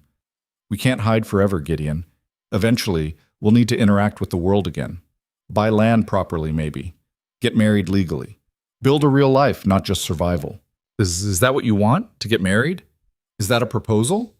He hadn't meant it as one, but looking at her, this fierce, beautiful woman who'd survived the impossible and helped him find his way back to living, he realized it was exactly what he wanted. "I don't have a ring," he said slowly. "Don't have much of anything to offer except a half-built cabin and a hard life on this mountain. But if you'll have me, Lin Yu, I'll spend every day trying to be worthy of you." Her tears started fresh, but she was smiling through them. "You already are worthy. You've been worthy since the moment you pulled me from that snow and saw me as a person instead of property. Yes, Gideon Voss. Yes, I'll marry you." They kissed in the doorway of their unfinished cabin while the winter wind whistled through the pines and the sun broke through the clouds to paint the snow in shades of gold. It wasn't a fancy proposal, wasn't romantic by any conventional standard, but it was real and honest and theirs, and that made it perfect. That night they celebrated with a feast by their standards, roasted elk meat, the last of their stored vegetables, and coffee sweetened with a precious spoonful of sugar Gideon had bought at the trading post. They ate by lamplight in the shell of their new home, planning and dreaming about the future. "In the spring, we'll go down to one of the settlements," Gideon said. "Find a preacher or a judge who can marry us proper. Maybe even file a homestead claim on this land. Make it legally ours. Won't that require identification? Papers I don't have anymore? We'll figure it out. Frontier territories aren't as strict about documentation as the cities. A man and woman willing to work the land and improve it, that's usually enough." "And my being Chinese? That won't be a problem?" Gideon's jaw tightened. He knew exactly what she was asking. The prejudice against Chinese immigrants was real and often violent, especially in mining territories where white workers saw them as competition for scarce jobs. "It might be," he admitted. "I won't lie to you about that. Some people will have problems with us being together, but we'll find a place that doesn't care, or we'll make them not care. I didn't survive 15 years alone on this mountain just to let small-minded bigots decide who I can love." Lin Yu reached across the makeshift table and took his hand. "Together then. Whatever comes." "Whatever comes," he agreed. The weeks continued to pass, and the cabin grew steadily toward completion. They worked through cold snaps that made the air itself seem to crack, through brief warm spells that turned the snow to slush, through the slow march of winter toward eventual spring. The rhythm of their days was hard but satisfying. Work, rest, small moments of joy stolen from the harsh land. One evening, as they sat by the fire in the nearly finished cabin, Lin Yue spoke about her mother for the first time in weeks. "She would have liked you," Lin Yue said quietly, staring into the flames. "She always said that character mattered more than culture, that a person's actions revealed their true nature better than their words or their bloodline. You've shown me more respect and care in 2 months than my father showed my mother in 20 years of marriage." "Your father sounds like a weak man." "He was. Is, if he's still alive. Weak and selfish and willing to sell his own daughter to cover his gambling debts. But I can't entirely hate him because his weakness led me here. To you. To this life where I finally get to choose." "What would you have chosen?" Gideon asked. "If you'd been free to choose your own path from the beginning, what would your life have looked like?" Lin Yuo considered the question seriously. "I don't know. Maybe I would have become a teacher. I love learning, love sharing knowledge. Or maybe I would have traveled, seen more of this vast country. But honestly," she looked at him with an expression he couldn't quite read, "I think I would have been searching for exactly what I found here. A place where I matter for who I am, not what I represent. A partner who sees me. A life built on honest work and mutual respect. So maybe the path I took, terrible as it was, led me exactly where I needed to be." That's a generous way of looking at it. It's the only way I can look at it without drowning in bitterness. I choose to believe that everything I survived had meaning, because it brought me here. Gideon understood that kind of reframing. He'd spent 15 years viewing his survival as a punishment, a cruel joke that left him breathing when everyone he loved was dead. But Lin Yue's arrival had rewritten that narrative. Now he could see those years of isolation not as wasted time, but as necessary preparation. Learning the mountain, building skills, becoming hard enough to protect someone when it mattered most. "My wife Mary used to say that life was full of terrible things, but the measure of a person was what they built from the ruins," he said slowly. "I didn't understand that when she died. Couldn't see past my own pain to imagine building anything ever again. But she was right. We can't change what's happened to us, but we can choose what we do with what remains." "What would Mary think of me?" Lin Yu asked. "Of us?" It was a fair question and one Gideon had wrestled with privately. Was he dishonoring Mary's memory by loving someone else? Was he replacing her, forgetting her? But as he looked at Lin Yu's face in the firelight, he realized the answer was simpler than he'd feared. "She'd be glad I found you," he said with certainty. "Mary wasn't jealous or small-minded. She'd hate that I spent so many years alone and hurting. She'd look at you and see exactly what I see, someone strong and brave and worth fighting for. And she'd tell me not to waste the second chance I've been given. I wish I could have known her. So do I. You would have liked each other." They sat in comfortable silence after that, each lost in thoughts of past and future, grief and hope, all the complicated emotions that came with building something new from the ashes of old pain. As February gave way to March, the first signs of spring began to appear. The days grew longer, the sun stronger. Water started to trickle from melting snowpack, and the pine trees showed the faintest hint of fresh green growth. The mountain was waking up, and so was Gideon's long-dormant hope for the future. The cabin was finished by mid-March, a solid structure that would stand against anything the mountain could throw at it. They moved their few possessions from the temporary tent into the new space, and that first night sleeping under a roof they'd built together felt like a victory. "It's beautiful," Lin Yu said, running her hand along the smooth logs of the interior wall. "Better than I imagined." "Wait until you see it in summer," Gideon said. "When there's light pouring through those south windows and your flowers blooming outside." "Our flowers. Our cabin. Our life. Our everything," he agreed. They christened the new home by making love in front of the fireplace, the flames casting dancing shadows on the walls they'd raised together. Afterward, wrapped in blankets and each other, Gideon felt a peace he hadn't known in 15 years. The ghosts that had haunted him were finally quiet, not forgotten, but at rest. Mary and Sarah would always be part of him, but they were no longer the only part. He had room in his heart for both past and future, for grief and joy, for what was lost and what was found. A week later, they made the decision to ride down to the settlement. The trails were clear enough now, and they had business to conduct. Filing claims, buying supplies for the growing season, and finding someone to perform a marriage ceremony. "Are you sure you're ready for this?" Gideon asked as they prepared to leave. "Once we register as a couple, there's no more hiding. People will know you exist." "I'm ready," Lin Yu said firmly. "I'm tired of hiding, tired of living in fear of Marcus Chen. He thinks I'm dead, and that's the greatest freedom I could ask for. Lin Yue, the purchased bride, is dead. I'm someone new now, someone who gets to choose her own name, her own life, her own love.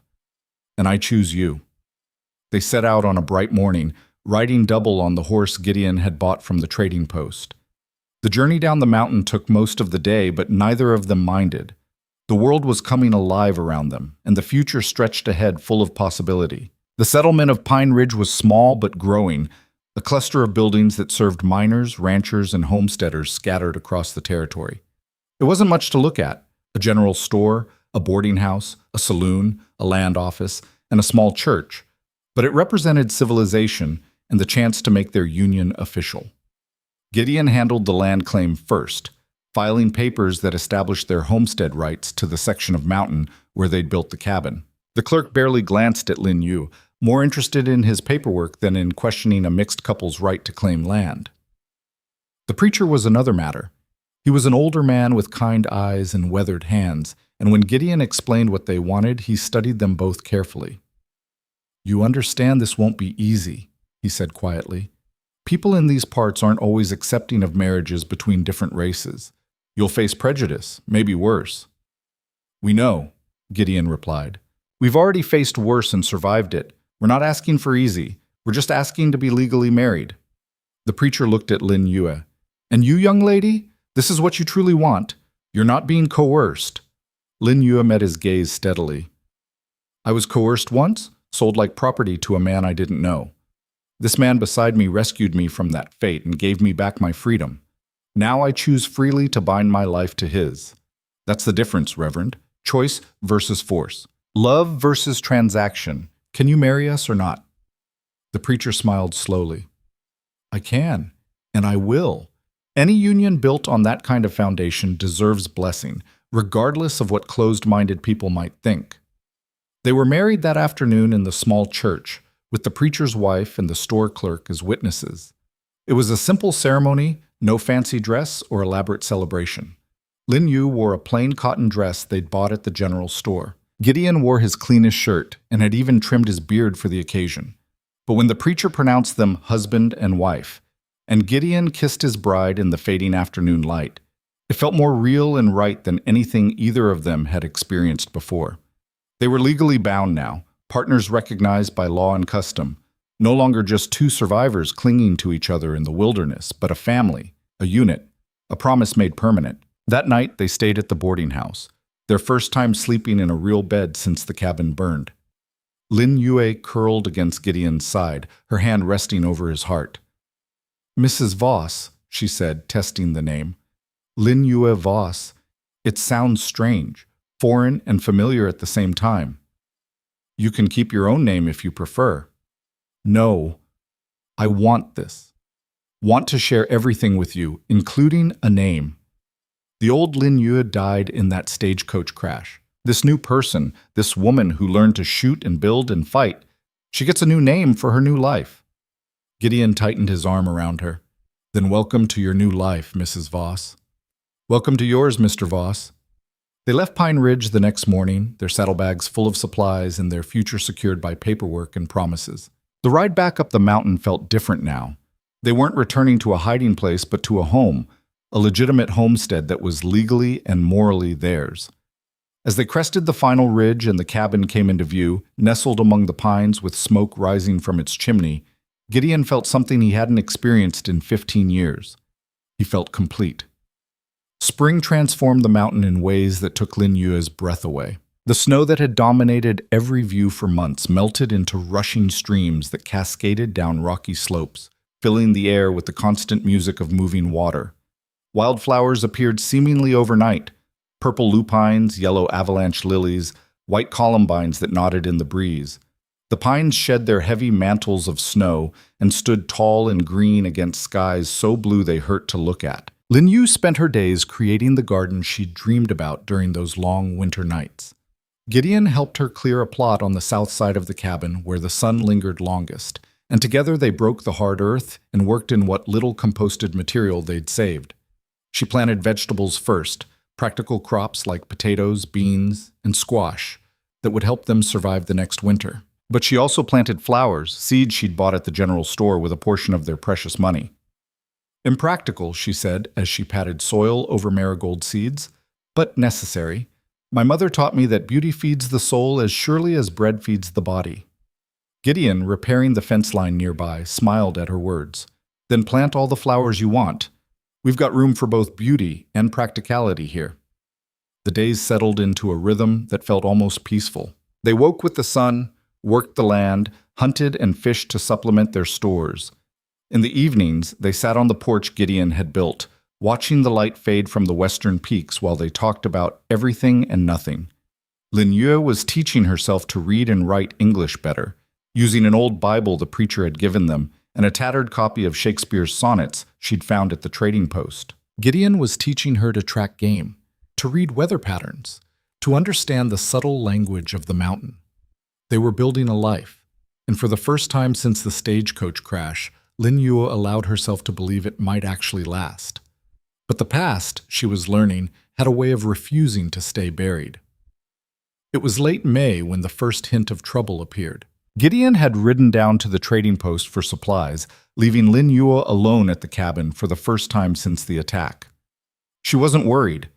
He'd be gone less than 2 days, and she was more than capable of taking care of herself now. She had her rifle, knew how to use it, and understood the mountain well enough to spot danger before it arrived. What she didn't expect was the stranger who appeared at the edge of the clearing just before sunset on the first day. He was Chinese, middle-aged, dressed in the simple clothes of a laborer. He moved cautiously, hands visible and empty, but Lin Yu still grabbed her rifle before stepping onto the porch. "That's far enough," she called out in English, then repeated the warning in Cantonese. "State your business."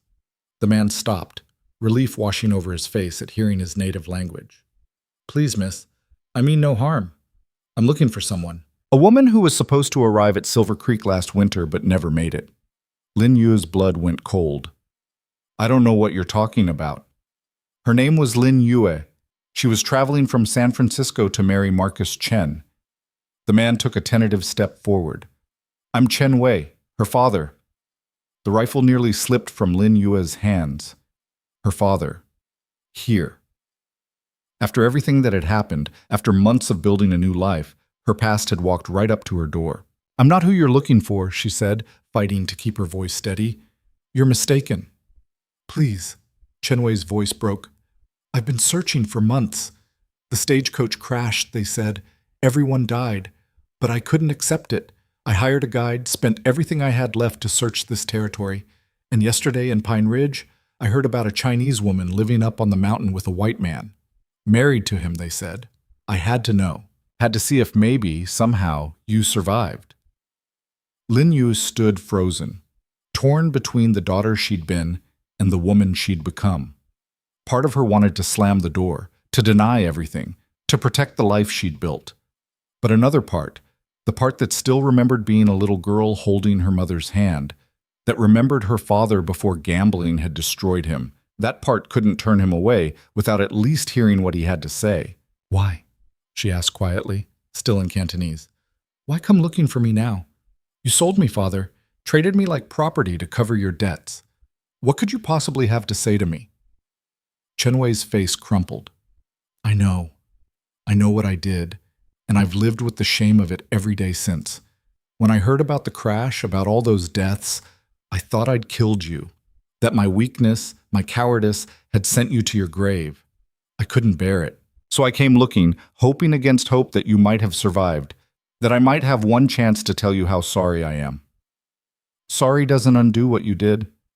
I know, nothing can undo it, but I need you to know that your mother would be ashamed of me. She trusted me to protect you, to give you a better life than she had, and I failed. I failed her. I failed you. And I've lost everything because of it. My business, my reputation, my self-respect. All I have left is the hope that you're alive, and that maybe, somehow, you found happiness despite what I did." Lin Yue lowered the rifle slowly.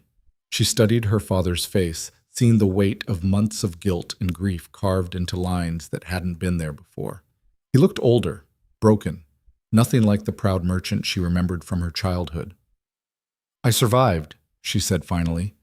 "The man who lives here, Gideon Voss, he pulled me from the wreck, saved my life, protected me from the men Marcus Chen sent to retrieve his property." "Then you didn't marry Chen?" "No, I married Gideon instead, by choice, because he sees me as a person, not as goods to be traded." Chen Wei closed his eyes, and a single tear tracked down his weathered cheek. "Then at least some good came from all this terrible business. You're alive, you're free, you found someone who values you. No thanks to you.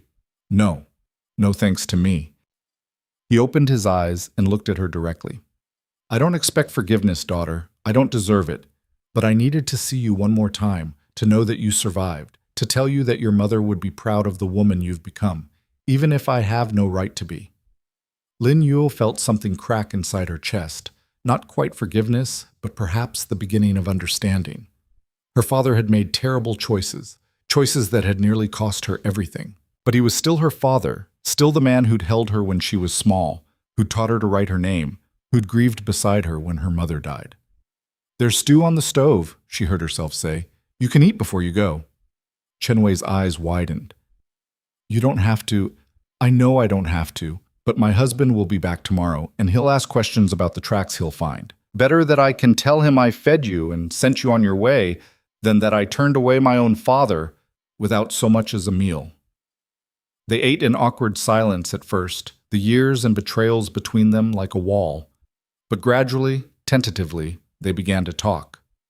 Chen Wei told her about San Francisco, about the gambling debts that had piled up after her mother's death, about the desperation that had led him to Marcus Chen's offer. He spoke of his shame, his regret, his slow realization that he'd destroyed the only precious thing he had left in a futile attempt to reclaim his lost fortune. Lin Yue told him about the crash, about Gideon, about learning to survive on the mountain. She didn't mention the attack or the men who'd died, some things her father didn't need to carry. But she told him about the cabin, about the garden, about finding a kind of peace she'd never known in San Francisco's Chinatown. "You love him," Chen Wei observed. "This mountain man. I can hear it in your voice when you speak of him." "Yes, he's nothing like what I expected my life to hold, but he's everything I needed. He's strong and hard and sometimes impossibly stubborn, but he's also gentle and protective and willing to risk everything for what he believes is right. He's a good man, Father, better than most." "Then I'm glad you found him. Glad something good came from my terrible mistake." As the evening wore on and the light faded from the windows, Lin Yue felt some of the anger she'd carried begin to ease. Her father's actions were still unforgivable, the betrayal still raw. But she could see his regret was genuine, his suffering real. And she was learning that holding on to bitterness only poisoned the holder. "You can stay the night," she said as she cleared the dishes. "Sleep in the barn. In the morning you'll leave and not come back. That's the best I can offer you." "That's more than I deserve. Thank you, daughter." When Gideon returned the next afternoon, he found Lin Yue sitting on the porch, staring out at the mountains with an expression he couldn't read. He dismounted and approached cautiously, sensing something had shifted in his absence. "What happened?" he asked, settling beside her. "My father was here." Gideon's hand went instinctively to his rifle. "Where is he?" "Gone. I sent him away this morning." She turned to look at him, her eyes troubled but clear. "He came looking for me. Spent everything he had left searching the territory, hoping I'd survived. When he heard about a Chinese woman living up here, he had to know if it was me." "What did he want?" "To apologize. To see that I was all right. To tell me my mother would be proud of who I've become." She paused, then added quietly, "I fed him and gave him a place to sleep. Then I sent him away." "Was that wrong?" Gideon considered the question carefully. "Did you want to send him away?" "Part of me did. The part that's still angry about what he did, about being sold like property. But another part remembers that he's still my father, that he loved my mother. that he made terrible choices, but not from malice, from weakness. I don't forgive him, Gideon. I don't know if I ever will, but I couldn't turn him away hungry and grieving. Then you did the right thing. Mercy isn't the same as forgiveness, and you get to decide what relationship, if any, you want with him going forward. I told him not to come back. And if he respects that, good. If he doesn't, we'll deal with it. Gideon pulled her close. You're allowed to have complicated feelings about family, Lin Yue. Allowed to be angry and hurt and still show compassion. That's not weakness. That's strength. She leaned into him, drawing comfort from his solid presence. Sometimes I think this life is too good to last. That something will come to destroy it. Maybe. Or maybe we've already survived the worst and earned our peace. Either way, we face it together. Summer deepened, and with it came a prosperity neither of them had expected. The garden flourished under Lin Yue's careful tending, producing more than enough vegetables to see them through the next winter. Gideon's trapping brought in good money at the trading post, and they began to accumulate small luxuries, real coffee instead of the chicory substitute, sugar, even a few books for Lin Yu's growing collection. But more than material comfort, they found joy in the small, ordinary moments of building a life together. Gideon taught Lin Yu to ride properly, and they spent long afternoons exploring the mountain on horseback, discovering hidden valleys and crystal-clear lakes. Lin Yu taught Gideon to appreciate flowers, to see beauty in things that served no practical purpose. They learned each other's rhythms, each other's needs, the 1,000 small compromises and considerations that made a marriage work. One warm evening in July, as they sat on the porch watching fireflies dance among the pines, Lin Yue made an announcement that changed everything. I'm pregnant. Gideon, who'd been whittling a piece of wood, went completely still. You're sure? As sure as I can be without a doctor. I've missed 2 cycles now and I feel different. Tired in the morning, sensitive to smells. My mother described the same symptoms when she was carrying me. He set down the knife and wood with careful precision, then turned to look at her. In the fading light, she couldn't quite read his expression. How do you feel about it? He asked quietly. Terrified, excited, both at once. She took his hand and placed it on her still flat stomach. I never thought I'd have children, never imagined I'd have the chance to be a mother in a loving home, rather than just producing heirs for a man who saw me as property. This child will be born free, Gideon, born to parents who chose each other, who built something real. That feels like a miracle. It is a miracle. His voice was rough with emotion she rarely heard from him. I never thought I'd have this again. Another chance at family, at fatherhood.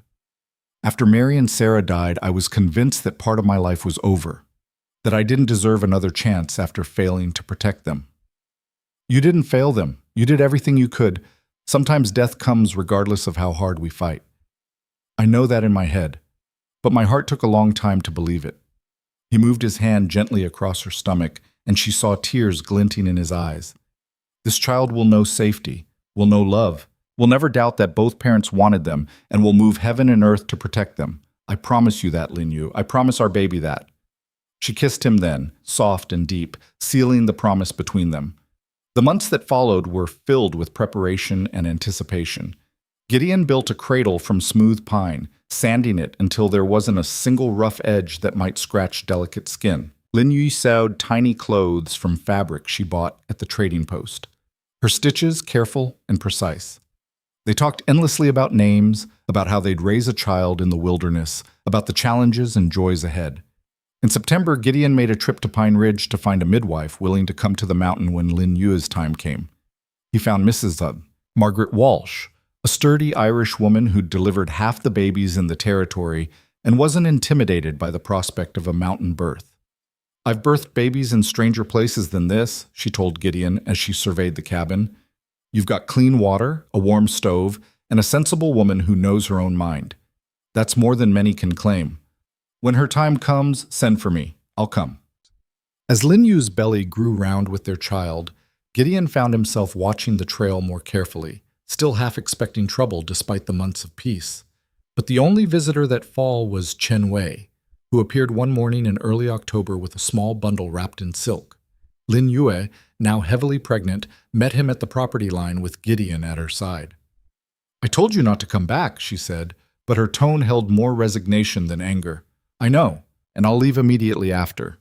But I had to bring you this. He held out the bundle. It was your mother's. A quilt she made when you were born, embroidered with blessings for long life and happiness. I've kept it all these years, hoping someday I might have the chance to give it to you for your own child. Please, take it. It's all I have left of her, and she'd want her grandchild to have it. Lin Yue took the bundle with trembling hands. When she unwrapped it, she found a beautiful quilt, lovingly made, every stitch perfect. The embroidery showed phoenixes and dragons, symbols of harmony and prosperity. She remembered her mother working on it by lamplight, singing softly in Cantonese while her father was away. Thank you, she whispered. I'll treasure it. Chen Wei bowed slightly. Be well, daughter. Be happy. That's all I can ask now. He turned to Gideon. Take care of her. Of them both. I know you will, but I needed to say it anyway. I will, Gideon promised. You have my word. They watched him walk away down the mountain trail, and Lin Yue felt something finally settle in her heart. She'd likely never see her father again, and she still hadn't fully forgiven him for selling her to Marcus Chen. But the quilt was a bridge between past and future, a connection to the mother she'd loved and lost, and a blessing for the child she carried. That was kind of him, Gideon said quietly. It was. And maybe that's enough. Maybe we don't have to forgive everything to accept the good that's offered. She folded the quilt carefully. Our child will sleep under this, wrapped in their grandmother's love, even though they'll never meet her. That's a gift. The first snow came in late November, and with it, Lin Yu's labor. Gideon rode through the storm to fetch Mrs. Walsh, his heart pounding with fear and anticipation. The midwife arrived within hours, calm and competent, and took charge of the cabin with brisk efficiency. Boil water, lots of it, she ordered Gideon. Then stay out of the way unless I call for you. This is women's work, and you'll only make it harder by hovering. For 12 hours, Gideon paced outside in the snow while Lin Yu labored inside. He heard her cries of pain and had to fight every instinct not to burst through the door. But he trusted Mrs. Walsh, trusted that Lin Yu was strong, trusted that everything would be all right.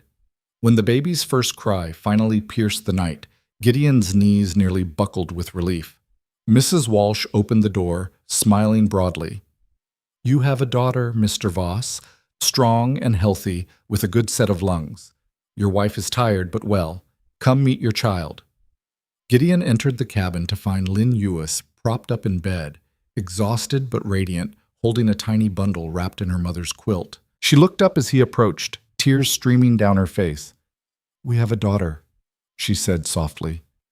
A beautiful, perfect daughter. Gideon knelt beside the bed and looked down at the tiny face peeking out from the silk. The baby had dark hair like her mother and blue eyes that would probably change color with time. She was impossibly small, impossibly perfect, and the moment he saw her, Gideon fell completely in love. What should we name her? Lin Yue asked. They discussed names for months, but now, holding his daughter and looking at his wife, only one seemed right. Mary, Gideon said quietly. Mary Hope. After my first wife, who I'll always love, and hope because that's what she represents, our hope for the future, our hope that love can survive anything, our hope that we can build something beautiful from terrible beginnings. Mary Hope Voss, Lin Yue repeated, testing the name. It's perfect. She carries both our pasts and all our futures. Yes. Mary Hope it is. Mrs. Walsh stayed for 3 days, making sure both mother and baby were thriving before she agreed to leave. You'll do fine, she told them as she packed her bag. You've got everything you need. Love, determination, and good sense. That baby's lucky to have you both. After she left, Gideon and Lin Yue settled into the exhausting, exhilarating routine of new parenthood. They took turns walking Mary Hope when she cried in the night, marveling at her tiny fingers and toes, watching in wonder as she learned to focus her eyes and track movement. The cabin that had been built as a fortress became a nursery, filled with baby sounds and the smell of milk and the constant presence of new life. Winter passed in a blur of sleepless nights and stolen moments of joy. When spring returned, they took Mary Hope outside for the first time, letting her feel the warm sun and smell the pine-scented air. Lin Yue planted her garden again, this time with their daughter sleeping in a basket nearby, and Gideon worked the land with renewed purpose, knowing every improvement he made was for his family's future. On a clear day in May, when Mary Hope was 6 months old, Gideon and Lin Yu took her to visit the graves of Mary and Sarah. Gideon had carved simple markers years ago, and the site overlooked the valley where his first ranch had stood. "This is your namesake," Gideon said quietly, holding Mary Hope as they stood before the graves. "The first Mary, who taught me what love could be. And this is Sarah, who showed me the joy of being a father. They're part of you, little one, even though you'll never know them. Their love made me who I am, and that's part of what I give to you." Lin Yu placed wildflowers on both graves, her own way of honoring the women who'd come before her.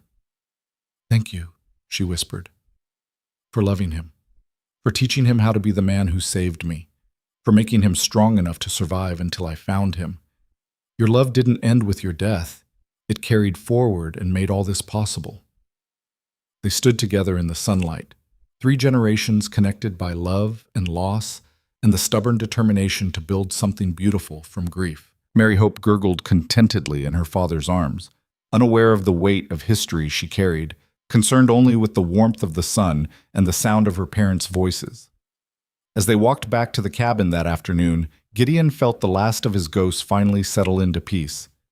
He would always carry Mary and Sarah in his heart, would always honor their memory. But he was no longer haunted by their loss. Instead, he was grateful for the time he'd had with them and the lessons their love had taught him, lessons that allowed him to open his heart to Lin Yue, to build a new family, to choose life over mere survival. That night, as they lay in bed with Mary Hope sleeping peacefully in her cradle between them, Lin Yu spoke the words they'd both been thinking. "We made it. Through everything, the crash, the attack, the winter, childbirth. We made it." "We did," Gideon agreed. "Against all odds."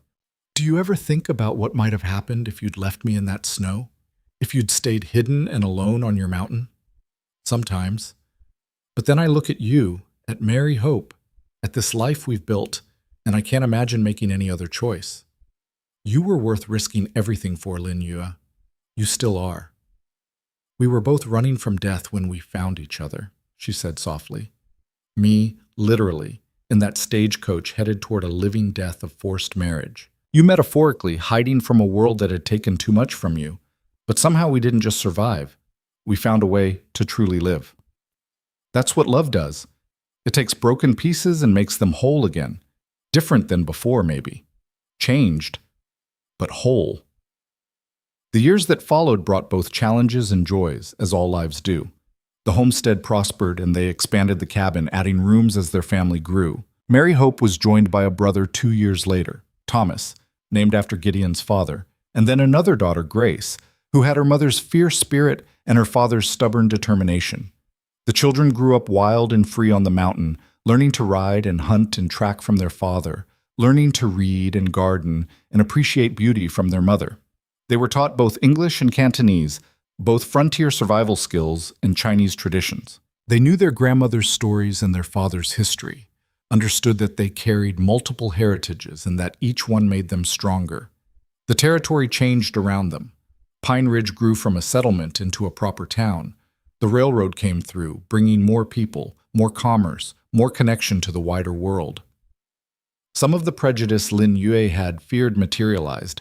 There were those who disapproved of their mixed marriage, who muttered about their children. But the Voss family had allies too, people who judged them by their character and their contributions to the community rather than the color of their skin. Gideon and Lin Yue faced it all together, as they'd faced everything since that first day in the snow. They stood up to bigotry without backing down, but also without unnecessary confrontation.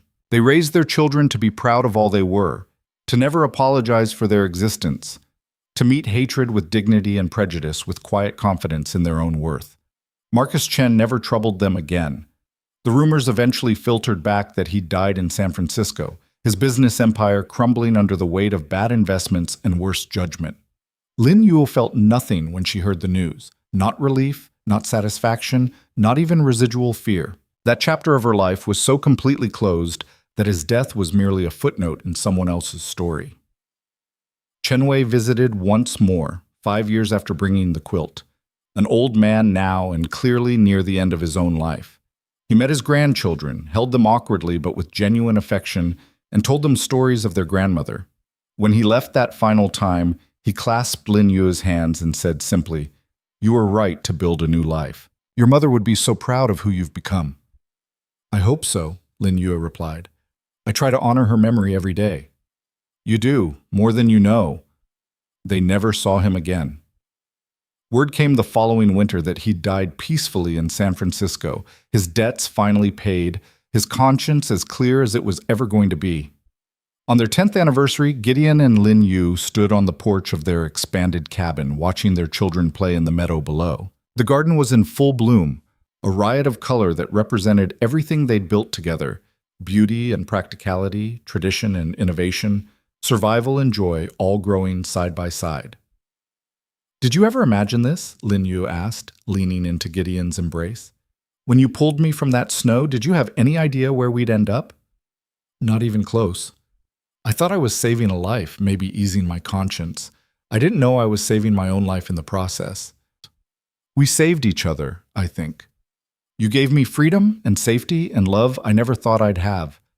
I gave you a reason to live again, to open your heart, to believe the future could hold something besides pain." "Best trade I ever made," Gideon said, and kissed the top of her head. Mary Hope called out from the meadow, waving at her parents to come see the butterfly she'd caught and was about to release. Thomas was climbing a tree with more enthusiasm than skill, and Grace was gathering wildflowers with the focused determination she brought to everything. "Our children will never know what we survived to give them this life," Lin Yue observed, "and that's exactly as it should be. They'll grow up free, loved, secure. They'll have choices we never had. They'll have their own challenges.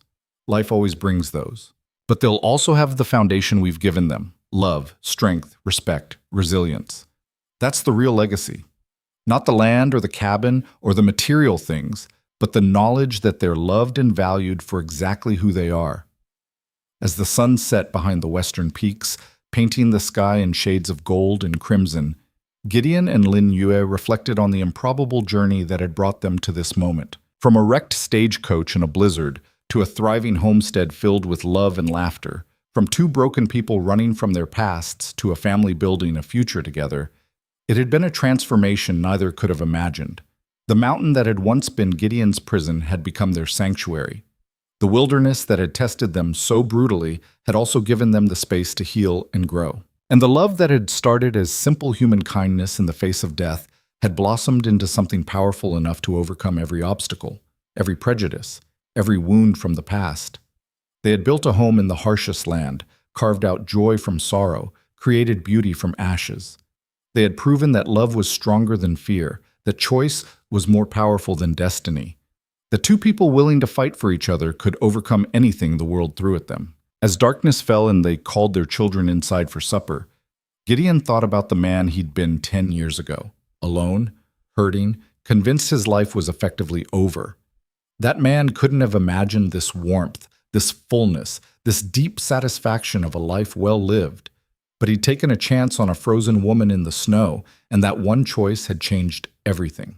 Later that night, after the children were asleep and the cabin was quiet, Gideon and Lin Yu lay together in the darkness, listening to the familiar sounds of their home, the crackle of the dying fire, the soft breathing of their children, the whisper of wind through the pines.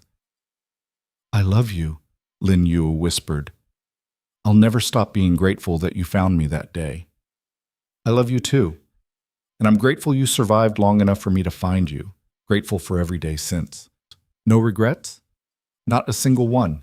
"You?" "Only that I didn't find you sooner, that we lost so many years we could have had together. We have now. We have the future, that's enough." And it was, more than enough. It was everything they'd fought for, everything they dreamed of during those long, dangerous nights when survival was all they could hope for. They had built a life of purpose and meaning, raised children who would carry their legacy forward, created a home where love mattered more than prejudice and character mattered more than convention. The mountain stood eternal and unchanging outside their window. But within the cabin's walls, everything had changed. Life had replaced mere survival. Hope had replaced despair. Love had replaced loneliness. And two people who'd been broken by their pasts had become whole by building a future together. As sleep finally claimed them, wrapped in each other's arms with their children safe nearby, Gideon and Lin Yue knew they had won the battles that mattered most. Not the gunfight with Harrison's men, not the struggle against winter's cold, not even the fight against society's prejudice. The real victory was simpler and more profound. They had chosen love over fear, had chosen each other over safety, had chosen to build rather than merely endure. And in doing so, they had created something that would outlast them both, a legacy of courage, resilience, and the transformative power of love to heal even the deepest wounds. The Montana wilderness stretched vast and wild under the starlight, indifferent as always to human struggles and triumphs. But in one small cabin on a mountain slope, a family slept peacefully, wrapped in the knowledge that they were loved, valued, and safe. And that was everything.